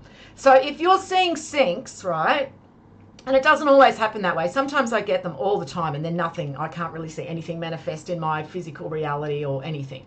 So it doesn't always, you can't always relate it to, oh, something's going to happen. But if you are seeing syncs when you look in the clock, or even if you're driving down the road, the next minute you see, 144 on the car in front of you, and then you're driving down and then you see 33, or then that's the universe trying to get your attention. And so what you need to do is think about either what you've just been thinking about or what's happening in your life right now, and see if you can pinpoint what the universe is trying to do, what the universal mind is trying to bring your attention to. But it's a good sign, guys. So don't go over into the New Age, because as soon as everybody starts seeing a few syncs, they get drawn into the New Age, and then the New Age is there to catch you. Oh, yes. They've got their little pit there full of vipers and full of stakes, and they're just waiting for you to come along and fall into that trap. And that's why they grasped hold of that whole 1111. And I really do believe, and I've said this, and I'll say it again 100 times, there was an awakening that happened in 2011. And they know, and they knew that there was an awakening. A lot of us woke up and a lot of us started looking for answers. And so they were there with their whole 1111 stuff and New Age Christ consciousness and all of that stuff to get us off the right path, okay? Our lane. And as someone said, stay in your lane, right? Think of it that way, yes. They were there to push us off our lane. All right, so let's move on to the coronation of the false King Charles. So his full name is Charles Philip Arthur George. And when you do the numerology for that, and you can find a numerology calculator online, you just have to type in numerology calculator, and then you can just put a name, any word into the calculator, and it will give you the value of each number. So each number has a value, each letter has a value. A1, B2, C3, D4, E5. See where I'm going with this? So that's numerology, all right? So it can't be, it's not gematria. All right, now gematria is interesting, but I don't really look at gematria all the time. I do sometimes if I kind of want a little bit more information, just for curiosity. But numerology, it's like mathematics. Okay, well, it is numerology. Hello, of course, it's mathematics, but it's like alphabet mathematics, okay? Because each letter has a value. And so when you put a word down, it will give you the value, the numerical value of that word, right? So even our names have a value, right? Our birth dates have a value. I'm a 22. My birth date, okay? I can't remember what my name is, but we all have numbers, the blueprint of the universal design, okay? Very, very important. So if somebody says numerology, It's new age. It's not. It's very important esoteric science. Okay, so it's very important that you understand numerology, and it's pretty easy. It's actually some of the most easiest part of the esoteric science, and my favorite part is numerology and sacred geometry. It's very, very straightforward. It's not very hard to understand. It's not like algebra. And believe me, I sucked at maths at school. I totally sucked. My strongest subjects were English, even though I can't spell for shit, and I pronounce words atrociously. I was pretty good at English, and I was really good at, the creative side of things like art and storytelling and writing stories and things like that. So me, who sucked at maths, like literally got the worst results for maths, I can do numerology and I can understand sacred geometry. That means anybody can. I'm telling you, if I can understand it, you can understand it. So all you need to do is go get yourself one of those calculators. I can actually put the link down for the calculator that I used. And you just put the name into the calculator and it brings you the numerical value of that word or name. So I put Charles, Philip, Arthur, George into the calculator and I worked out the numerology, and guess what came back, guys? You want to have a guess? 144. Yes. The full name of the false king equates to 144. And what else relates to 144, guys? Would that be the divine race? Yeah. Can you see what they're doing? Can you see who they're actually coronating here and who they're actually crowning here?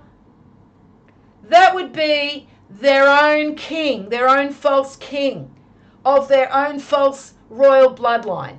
So it's very, very important that we pay attention to this coronation, because he is the last in line for a reason. This is not random. This is not coincidental. He is here just like the Jesuit Pope took the throne 10 years ago. False King Charles is taking the phone in these times on this day because it means something very significant in their script.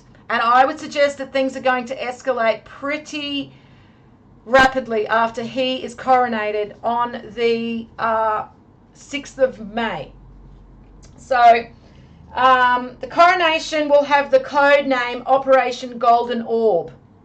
I mean, does it get any more in your frickin' face? Operation Golden Orb.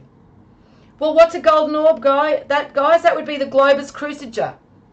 The Globus Cruciger, as you can see in some of the artworks that I am displaying in the pictures that I'm showing you, literally means the highest portion of divinity within the divine race. And that is why you see Jesus holding it, okay? Because it's symbolizing his portion of divinity. So the Globus Cruciger is a globe, gold, and it's got the cross on top of it. So it's literally showing the globe is holding the divine portion within the divine race. That's what it's symbolizing, the lamb, the divine portion, the divine fragment within each of us. It's also symbolized in the heart area, even though it's connected to our minds as well. Our hearts and minds are connected. And if you look at that on the Kabbalah tree of life, you'll see that it's connected by Gimel, which is the path of the camel. And remember the verse about the eye of the needle and the camel? So it's all connected, guys. Very symbolic when you see the verses in the Bible and you understand it's all symbolism. The Bible is an occulted work. That's what people have to understand. But anyway, so that's what they're going to call the operation around his coronation, is Golden Orb. So again, showing that he is going to be the highest level within their race.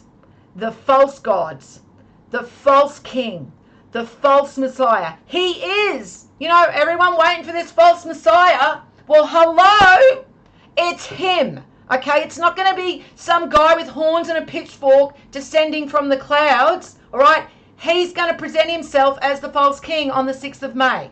Literally, it's probably going to be done in a very esoteric way because most people are stupid and don't understand what's beneath the symbolism. They're just all, brainwashed. and they do not understand what is happening, okay, behind the scenes, but we do, all right? And the very fact that we know this, okay, is they hate it, okay, because it takes away from their power. Their power is to remain hidden, like God remains hidden from us. That's what they're trying to emulate, our God, and that's why they remain hidden. They're the hidden hand, okay, because they try and behave like our gods on the material earth, okay?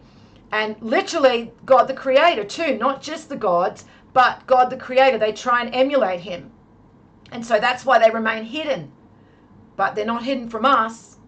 And so we've just taken away some of their power. The fact that this video is revealing this information has just taken away from their power.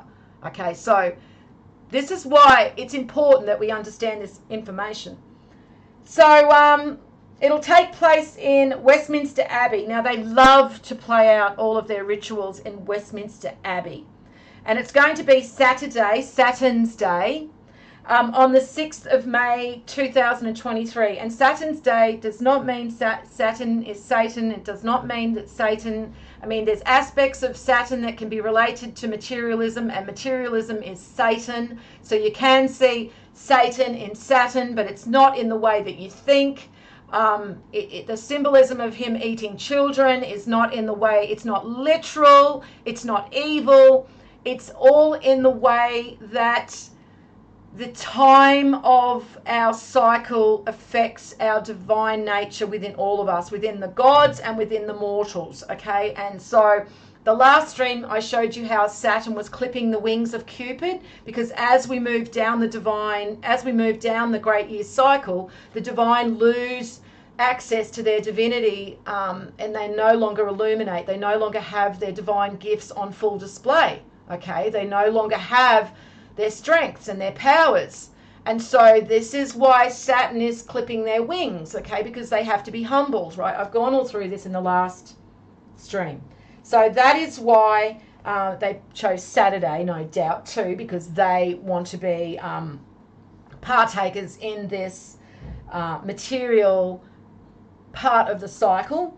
6th of May 2023 at Westminster Abbey. And Westminster Abbey was built on the site of a previous holy shrine. And you'll see that all of the churches were built on previous shrines to the divine, to the real royals, okay? Because that's what royalty really is. It's the divine, okay? And these are false royals. So they've taken their names, they've taken their identities, and they've pretended to be royals, and they're not. They've stolen their thrones, okay? And they've stolen their royal titles. They are not royals in any sense of the word, other than being the royalty of the material man, the lost material man who has been controlled by his demons, by Satan, which is material plane. Again, I'm telling you that Satan is a symbol for the material plane. The demons basically are the ethereal elements, the ethereal entities that work within the ethereal plane on a lower level and can influence people that are in a very dark place. I do believe that. That is just something that I am now researching into, and I don't have a lot of information on, but it does seem that in the ethereal realm we do have angels and demons, and we do attract them to us based on the vibration within our souls. And so when we move into a higher vibration, and this isn't, you can't meditate on this, you have to act in a virtuous way. It's all to do with the fifth chakra. And remember, I was explaining that the fifth chakra is about acting your mind and heart onto the material. It's expressing. So yeah, I won't go into that, but yeah. So anyway, so all of their holy shrines are dedicated to that were dedicated to the divine. The real kings and the real royals are now have their churches built over the top of them. And so the holy shrine in which they have built the Westminster Abbey on was dedicated to King Seibert, Saeberht, from the 13th century. 13th century seems to actually be quite important in the Antichrist script. And it was originally, when they first built the Westminster Abbey, it was a Roman Catholic church. It's now Anglican, but it was Roman Catholic, and it still is Roman Catholic, because all of these sects of Christianity still lead back to Rome. All roads lead to Rome. Don't fool yourself if you think you're going to another denomination, church, that you are somehow different to a Catholic. You are interpreting your Bible that was put together by the Catholics. I don't care that the Protestants removed 7 books. Everything else in your Bible was decided on by the Catholic Church, and you are interpreting your Bible by Catholic canon. So don't tell me that you are not a Catholic sect, because you really are. You are just, they've just renamed them different things to give people, you know, the illusion of, oh, I'm not a Catholic. How many times do you hear a Christian say that? I'm not a Catholic. As though it's, you know, I'm superior to them. They're evil. Like, no, you are. You're all the same. All roads lead back to Rome. So yeah, so King Sabert was said to be buried there, but apparently his remains have never been found, and you can bet he was buried there, and they have his remains and probably desecrated them, because that's what they do, because they're evil pieces of shit. And from our own research, and Anna is a researcher into all of this type of knowledge. She has researched it back to a divine branch of the Saxons, but she's basically said there's just so much... the Antichrist have basically corrupted so much of the information, removed so much of the information. It's very, very hard to find any of the lineage of the divine. And, you know, look, I've even said this to you before, guys. This is why it's so easy for them to rewrite history, because really, even when you look back in your own genealogy, you can only go back, you know, a few generations before it starts getting really vague, and you're just really depending on hearsay, and, you know, it's not, you know, really very easy to find, you know, tracing back generations. And that's why it's easy. But we have a very shallow memory. Humanity has a very, very shallow memory, where, you know, like the goldfish memory. We don't, it doesn't take us long to forget things, okay? And so history is easy to be rewritten when there's certain people in power have, you know, have the control over all of our religious institutions and all of our historians as well. They're all experts funded by universities, and all the universities are funded by governments and religions. I mean, literally the Catholic Church was the first to start establishing all of the universities.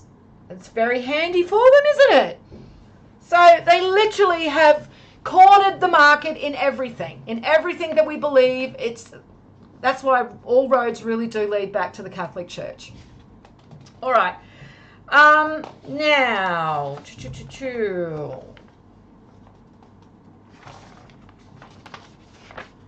right, Westminster Abbey. If we do the numerology on Westminster Abbey, it's 48.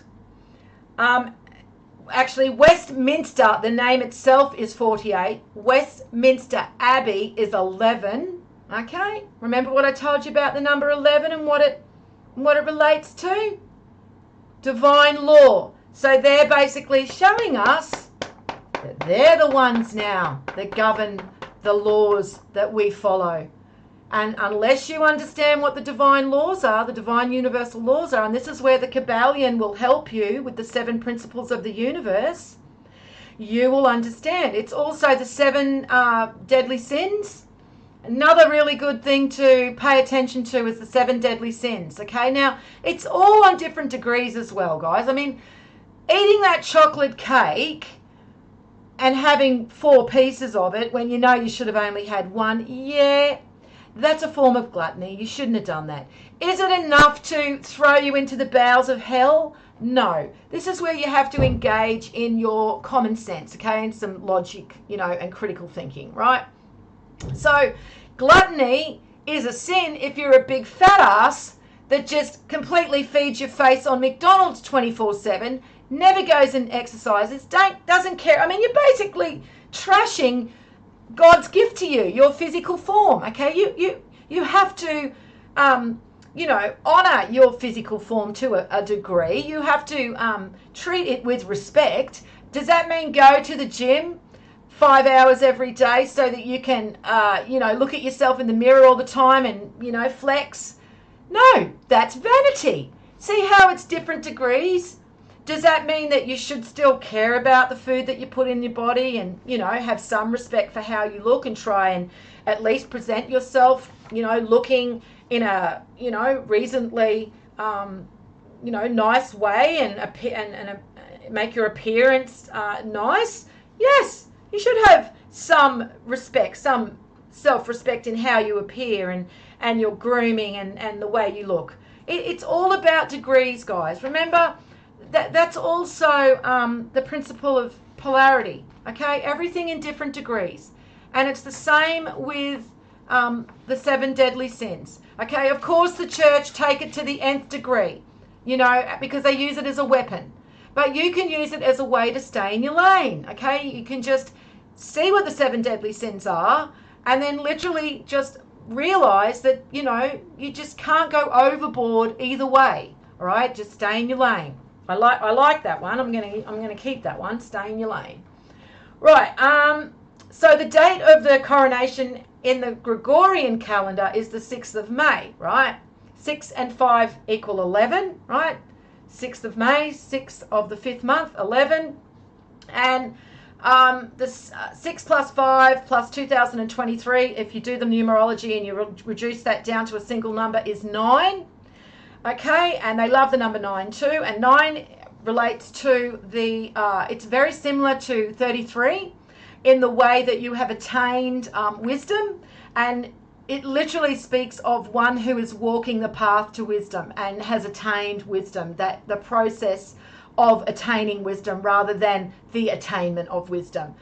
It's kind of that same similarity of 33, but on the material plane, and it literally explains the process as well of walking that path to finding who you really are. Okay, that's why it's signified by the Hermit card. Okay, so May the 6th is also the 126th day of the year, and 1, 2, and 6 equals 9 again. Okay, so they're telling us they're attaining full power. They're literally telling us that they're attaining, that this will be them attaining. This is one of their last cards, guys. This is why it's so important that I did this video, to tell you to prepare. So then we had a look at the Julian calendar. Anna done a little bit of research into the Gregorian calendar and the Julian calendar, because we know that they moved us from the Julian calendar to the Gregorian calendar, and it was Pope Gregory that did that. So Catholic Church did that. So this is why I laugh with everybody fighting in Christianity about who worships on a Saturday and who worships on a Sunday. Like, the days of the week aren't even the same anymore, guys, when those scriptures were written. And to basically reduce God, the creator of the entire universe, down to the pettiness of arguing on what day that we should worship him as being equal to your salvation, and you're going to go to hell, but he's going to hate you because you worshipped him on a Sunday instead of a Saturday, and vice versa. It's just the height of stupidity. I just cannot believe the stupidity I see in people. Anyway, I won't go down that tangent. I've gone there before. So the date of the coronation on the Julian calendar is the 24th of April, and the 24th of April is literally equating to the number 17. And we know the 17 card in the tarot is the star card, which is literally the illumination card for the divine race. So they're telling us that, again, remember the lizard queen pressing down on the button, lighting up the DNA strand, lighting up the tree?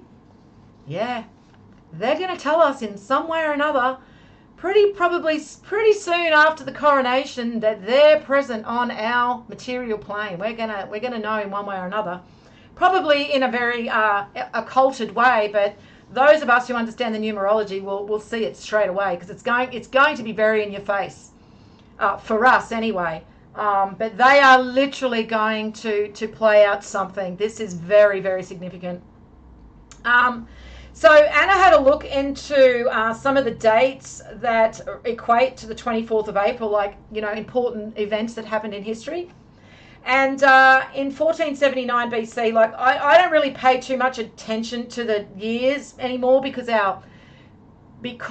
our calendar has been changed so much. We don't really know how much they've changed about our history. So the day though that they celebrate for these things happening is still important. The date, because they keep these dates for a reason. So Thutmose the 11th. Thutmose III ascends to the throne of Egypt, although power effectively shifts to Hatshepsut.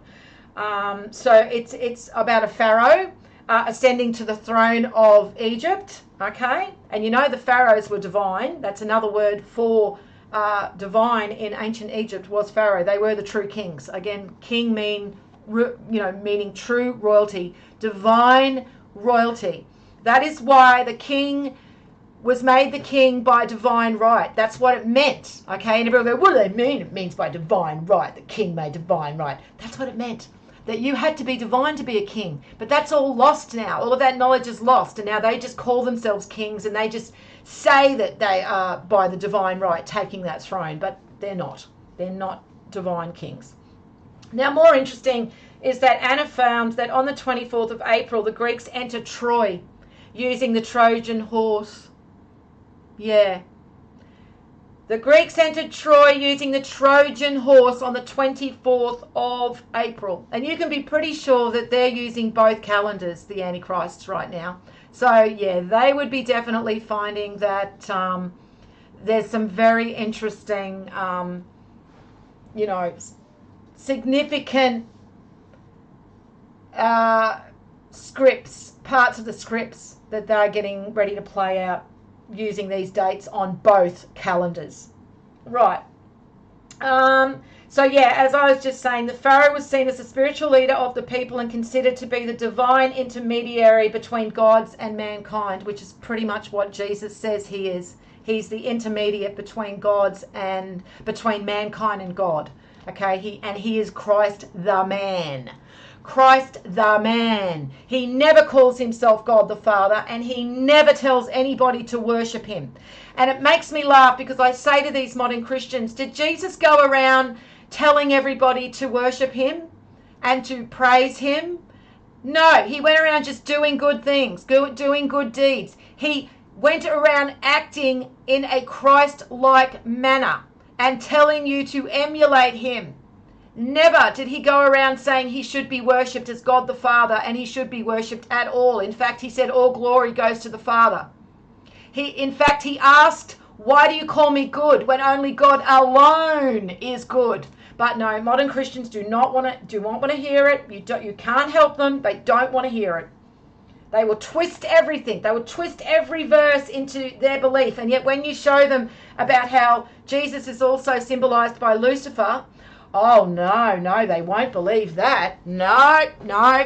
They can only interpret verses when it's twisting it around into their own beliefs. But when literally Jesus calls himself the morning star and then Lucifer calls himself the morning star or is called the morning star, no, they can't put those two things together. No. But every other verse, like, because when the world was created in Genesis, it was the Word, and because Jesus is the Word of God on the physical plane, well, that must mean Jesus is God the Father.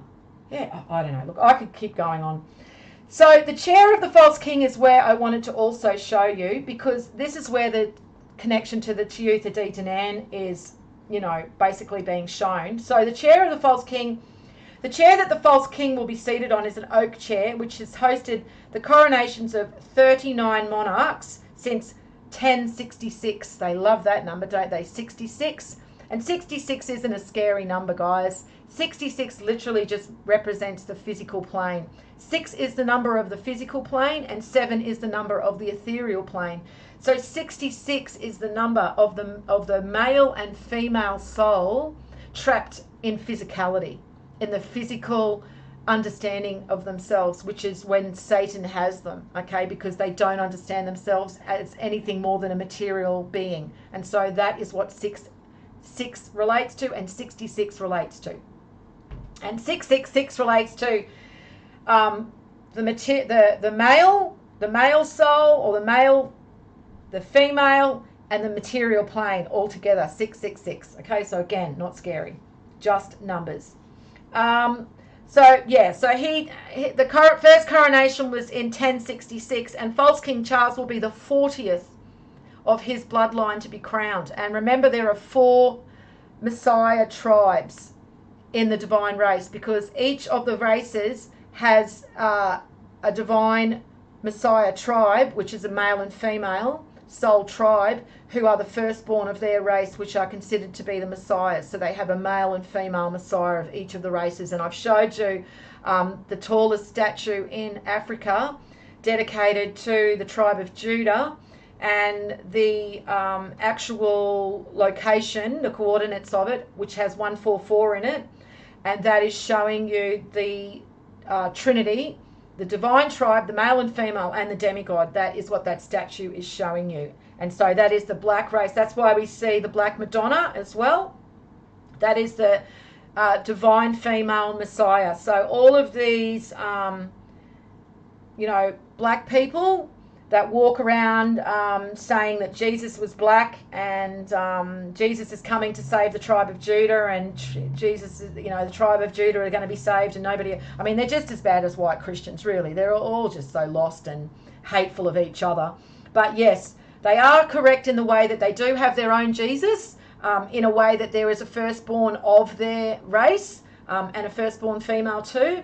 But he's actually, out of all of the divine race, he is the 4th to be created of all of the Messiahs, just in the creation process, because it goes tribe of Dan, white race, then it goes tribe of Reuben, red race, then it goes tribe of Ephraim, yellow race, and then it goes tribe of Judah, black race. That's so think of the cross, and how you do a cross, like when you do the sign of the cross. That's basically showing you the cross, and also the order of the divine. But really, it's probably an instantaneous creation anyway. It's just like when twins are born and one argues that the other's older than the other.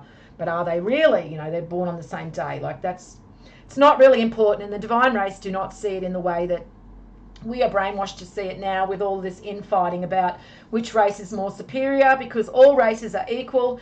Each race just has their own skill sets. The divine race, the white race are more mental, intellectual. That's where their skill set is. The tribe of Reuben are more instinctive. The tribe of the yellow tribe have their own gifts. They are connected to the heart and emotion, and the black race are connected to fire and will, and so everybody, even though it's not tangible, okay, that's why all races are different and better at things than others. Okay, that's why you'll find certain races, like the black race, are very athletic. You'll find them. It's not that all races can't do those things. It's just that some races do it more easily because that's their attributes, that's their skill set. Because remember how I said, if you think of Vitruvian man as God being created on earth, or even the statue with Daniel, that's God in his form, placed on earth as the divine. Is the arm better than the leg? Is the hand better than the foot? All are needed to make the whole, and that's how you can see the divine race. None is more superior than the other. They all work with their own skill sets to become part of the whole, and that is how God the Father manifests on the physical plane. So it's going to be the 40th of his bloodline to be crowned. So the number 4, oak is connected to God the Creator. The ancient Greeks associated oak to Zeus, which was the Greek name for God the Creator. The Celts named the oak the king of trees. In Norse mythology, the Yggdrasil tree, or the world tree, was said to be an oak tree standing tall in the middle of the cosmos. And then in Bible verse 1 Kings, isn't it interesting? It's in Kings. And this is 1 Kings 13 verse 14, or parable 14.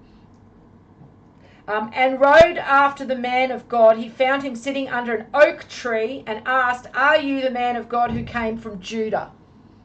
"I am," he replied. So again, linking the divine race, the divine man, to oak and God as well. So that's why they've made their chair out of oak, because they know it symbolically represents God on earth, and the tree, the divine tree, because they can be seen as the tree too.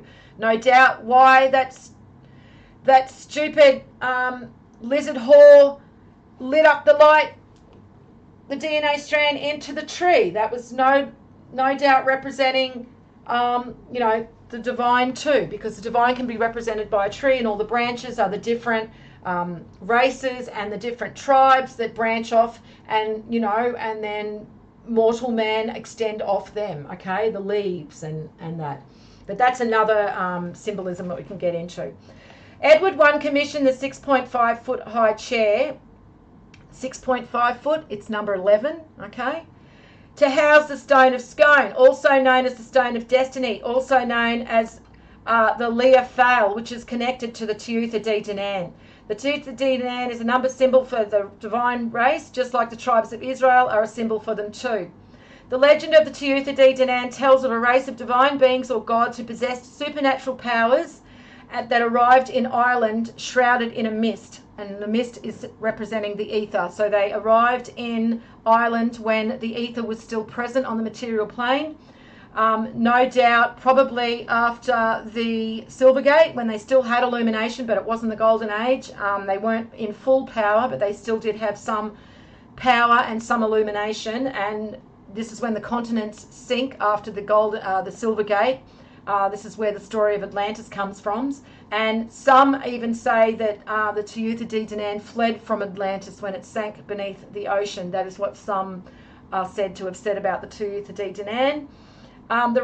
This race of divine beings were led by a king called Nuada and a queen called Danu. And there we can see the tribe of Dan also in the symbolism of the naming. And Nuada also contains the word Dan within the name Nuada. And he was the king of the flaming sword. And we know that we see Jesus also represented with the sword, as well as the eagle and the symbol of the serpent as well. And when we see St. Patrick ridding Ireland of the snakes, that's the Antichrists laughing at the Irish and saying that they rid Ireland of the divine. Okay, and they're using the symbolism of the serpent because the tribe of Dan is also symbolized by the serpent. And I'm starting to mix up my words because we're getting close to 2 hours. Oh, we've gone over. Sorry, guys. It's going to be a long one. And, and then there are accounts of the Teutha D Danann, and of course we can see Danann, tribe of Dan, in the Teutha D Danann in their name as well. And the goddess Danu is also known in various parts of Europe, including Denmark, once known as Denmark, Norway, Austria, and even ancient Greece, and also in the Hindu mythology you will see Danu also. Some say they even fled, and that's just what I was saying before, some say they even fled from Atlantis when it sunk beneath the ocean. And just as the tribes of Israel were separated into 4 clans, the Teutha D Danann were also separated into 4 clans, symbolized by different cities and poets. So within the tribes of Israel, you have your clans, which is like Simeon, Gad. I've named them I can't name them all off the top of my head. Naphtali, but you can see what I'm talking about. So that's also the case with the Teutha D Danann. So each of the 4 kings all had a special magical object. The sword of Nuada was said to have a sword of light, and he was the king of the entire Teutha D Danann, even though they were broken down into 4 different other kings, which is basically symbolizing the other 4 messiahs. So the 4 messiahs, so the other 3 kings were the other 3 messiahs. The stone of Fowl, the stone of destiny, was said to roar with joy when the rightful king placed his foot upon it. And we can see that the false King Charles has the stone of Fowl placed underneath his throne that he will have at his coronation. and it was said to roar with joy with the rightful king placed upon his foot. So he is basically calling himself the rightful king, and he has stolen that stone from the 13th century. I'll go into where they stole that stone from, but it can be linked back to the Teuta de Danann. Even though the Teuta de Danann were just symbolism for the divine race, I can tell you that that stone was no doubt linked back to the divine. There was a shrine that had the divine attached to it, and that rock, and they knew that that shrine was definitely for the divine, that there was a divine man buried there, and they've stolen that stone and taken it for themselves. The cauldron of Dagda was said to never empty, and nobody ever left unsatisfied from the cauldron. And then the spear of Lug, or the spear of Lao, no battle was ever sustained against it, or the man that held it. Okay, so they're the 4 different objects, and you'll see them in the diagrams that I have in my pictures. So the sacred item under the false king will be the stone of scone, or the Leofal, and that can be traced back to the ancient kings of Ireland, who all used it in their own coronations. Before it was stolen in the 13th century. Oh, isn't that interesting? Because that's when the Westminster Abbey was built too. And it was stolen by Edward I, false King Edward I, from the Dalradia, which were a Gaelic kingdom that encompassed the western seaboard of Scotland and northeastern Ireland. And so it's been in the possession of the false royal bloodline ever since. So they've made themselves our gods now, and people have no clue that true royalty is a divine right and that no man can make himself a king. It is a birthright. So this is what they're trying to do, make themselves kings when it's a birthright, okay? The false king will also be anointed with holy oil known as chrism oil or Christ oil, poured into a silver gilt coronation spoon that dates back to the 12th century. So that kind of tells you guys when they took full power. It was around the 12th and 13th century. Okay, which is why I've said that they've had continuous power for at least 1,000 years. Okay, and the Catholic Church has had full control of the scriptures for that long, for 800 years at the very least.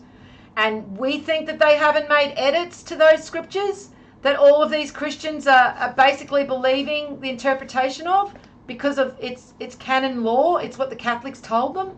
Jeez, you know. I mean, this is the same organisation that was burning people at the stake, you know, and torturing people in dungeons and hacking people to death. You know, nearly 1 million Cathars hacked to death by this godly organisation that now have control of the scriptures that all of these Christians are basically handed their minds and souls over to. You really do understand why it's the wide path now, don't you? When you start to see it in that way, you understand the falling away, the wide path, how they were fooled by Satan, how they were fooled by the devil, yeah, the Antichrist. And how many more are going to be fooled by this Antichrist king, this false Messiah who's setting himself up to take the crown on the 6th of May? I can tell you that shit is going to go downhill fast for humanity after this false king is crowned, and I think it's very important that I did this video. I just really have this feeling that shit is going to go south real quick once this shit stain takes the throne. And this chrism oil was created using olives harvested from 2 groves on the Mount of Olives, a mountain ridge to the east of Jerusalem's old city. Olives from the monastery of Mary Magdalene. But hang on, isn't Mary Magdalene the whore? Isn't she the prostitute? How many people do you think that a Christian believe that and go around calling the divine female Messiah, who's symbolised by Mary Magdalene, a whore and a prostitute? How do you think that's going to go down when the truth is revealed? Because, you know, if you actually do read the scriptures, the prostitute is never named, okay? And so everyone is just assuming it was Mary Magdalene, because who do you think put that in their heads? Why do you think that the Catholic Church removed the female from all of the services, from all of the authority within the church, because they know that the female is a very important part of understanding divine wisdom. But anyway, seems like modern Christians have it all worked out. But it seems to me that Mary Magdalene is very important to the false king, because he's actually using oil that was harvested from the groves that have a monastery dedicated to her. Interesting. And the monastery of the Ascension, which is also connected to the divine female. The Ascension of the Virgin. Go and have a look up some of that artwork, that iconography. And it was pressed just outside Bethlehem. Bethlehem, that's another very important symbol as well. A city which is connected to the birth of Christ. Well, they're really just putting it right in our faces, who they're making this false king, okay? He is indeed the false Messiah, and even his full name, let's not forget, 144, okay? And you're not going to find any other alternative media or alternative channels talking about this. And if you do, please can you let me know who they are, because I would like to find anybody else that is talking about this information about the false Messiah. Anybody, please. If you see anybody even remotely talking about this coronation of the false king and you know, identifying this information in the way I have, can you please let me know who they are, or at the very least let them know who I am, because I surely can't be the only one who is recognizing all of this symbolism here. It really is the hermit's path, isn't it? It really is the hermit's path. That's all I can say. Right, and then he's going to be presented with items including the royal orb. Well, we know what that represents, don't we? The globus cruciger, because I just told you about that. So he's going to be given the royal orb and the scepter. So basically representing complete dominion over the earth, over God's kingdom, because that's what the globus cruciger and the scepter mean when it's put in the hands of the divine male. He has complete dominion over God's kingdom because he is divine by birthright.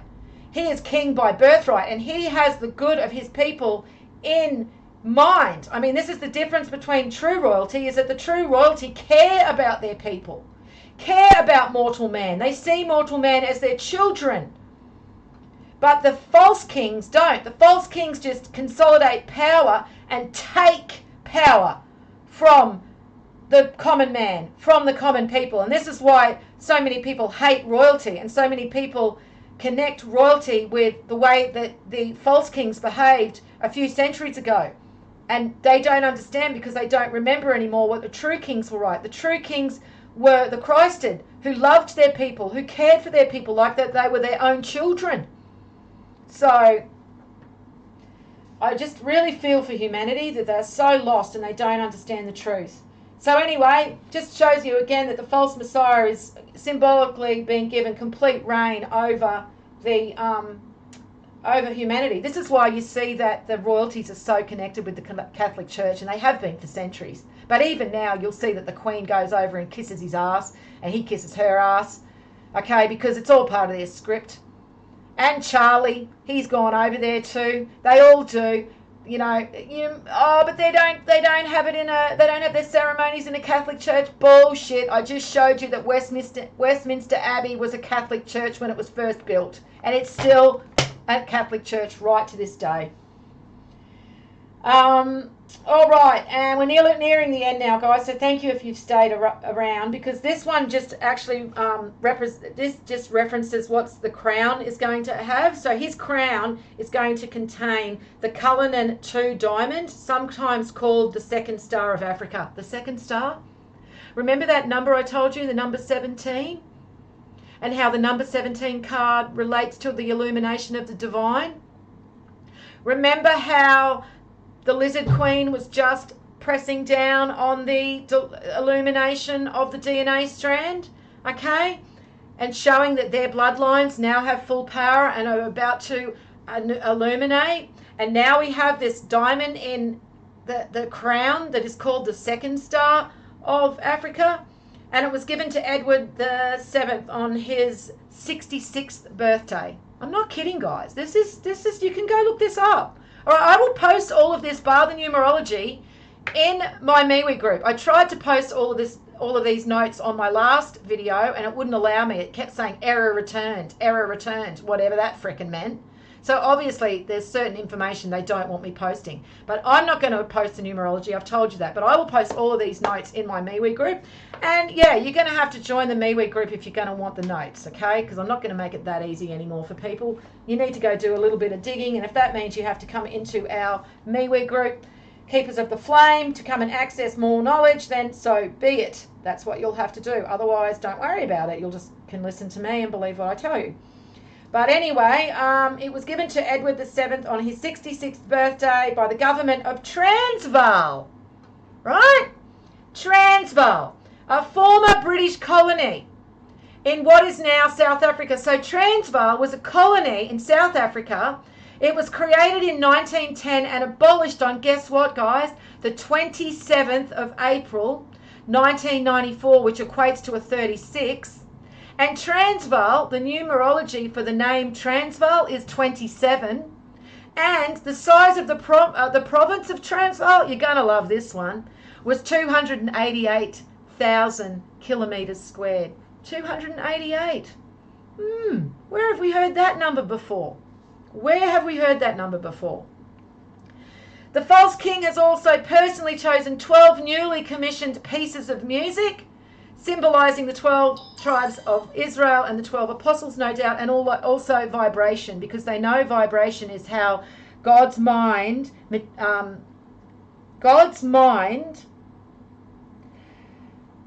materialises.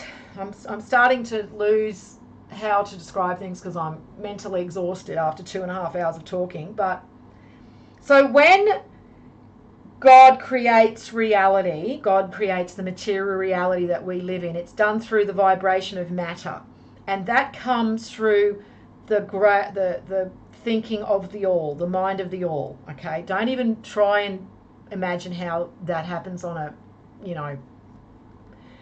superior scale, because our little human minds are so puny, we'll never understand it. But just in how we understand things as a human, that is how matter is created from the mind of the all. It is vibration at different rates of vibration. So that's why they love to use music and bells. They love their bells. The royals love their bells. Okay, you'll see them in all of their churches, and guess what? There's going to be a bell ringer in every church that will ring in the coronation. Again, symbolising the vibrational divine operation of the Creator's will on the material plane. That's what they're doing. They're bringing this in vibrationally. They're solidifying this in matter, that they are going to reign, that they are bringing in their Messiah, their false Messiah, to reign in the last days of the great year cycle, in the Iron Age, in the Kali Yuga, which is what we are experiencing now. So hang on, folks. Shit is about to get very, very interesting.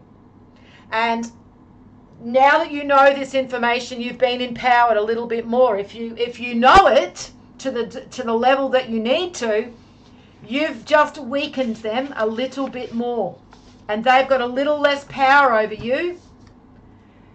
If you have seen this stream for the first time, then I would actually suggest you guys go out and research everything that I was talking about. You'll find it on my channel. You'll find it in the ancient texts. You'll find it on my website. I've listed all of the resources on my website that you can go and find all of the ancient texts where I gathered all of this knowledge from. You can go into our group, our MeWe group, Keepers of the Flame, which is why I'm going to be posting all of these notes over there now, to encourage you to go and research all of the resources that we have in our library on that group, all of the ancient texts. You will not find us giving you a list of modern day authors and gurus, other than Manly P. Hall. Really, everything is an ancient text, and even then we do actually recommend that you actually understand and read all of the ancient texts before you start reading Manly P. Hall. But anyway, guys, long stream today. Thank you very much for sticking around, all of you who have, to the very end. I hope we've worked to weaken their hold on humanity. Just a tiny, tiny little thread. I know it's not much, but it's a little bit. And we've revealed them for who they really are, the shit stains on humanity that they really are, because that's all they are. They are shit stains on humanity. They are insignificant. They may win, a few battles, but they will never win the war, and they will never inherit the kingdom. They will be removed from existence, from memory. They will be nothing but a fleeting memory that won't even exist anymore, because all of them are heading to the abyss to be wiped. From memory. They won't exist, and they know it. This is their last grasp of power. Their last dying breath, because that's what they're doing. And that's why I know things are going to get dark, guys. That's why you need to find your soul. You need to understand yourself so that you don't fear what's coming, because it's going to be dark. It's going to be pretty horrific. Okay, and I feel for all the children. I really do. The precious, precious little innocent souls. I choke up when I talk about that, because, sorry guys, but they really are the ones that are going to suffer. I don't want to end this on that, but I do. I choke up on these little kids, because they are the most purest among us. They really don't deserve the evil that has been enacted upon them at the moment. So please, if you can spend a few minutes with a little child, giving them a bit of joy, please do it. Please give the children a little bit of joy. If that just means making them laugh about something silly, do it. If that just brings them a little bit of joy, please, because they are going to suffer. They're going to suffer in what's coming, because these shit stains are going to attack the purest form of soul on our kingdom, on God's kingdom, and that is the children. So, sorry that I got a little bit emotional there, but I do when it comes to the children. I just do. I don't know why. I just really, really do feel this strong connection to these pure little souls. Anyway, I hope you guys are a little bit more informed about numerology. I hope you wrote down all of those numbers, and now you can start to see how the shit stains on humanity are playing them out on us, and no longer be mocked, no longer be one of the ignorant that are being mocked by them, because you'll understand what they are doing. So I'm going to leave it here for now, and I hope all of you guys have a great week. And as always, peace out.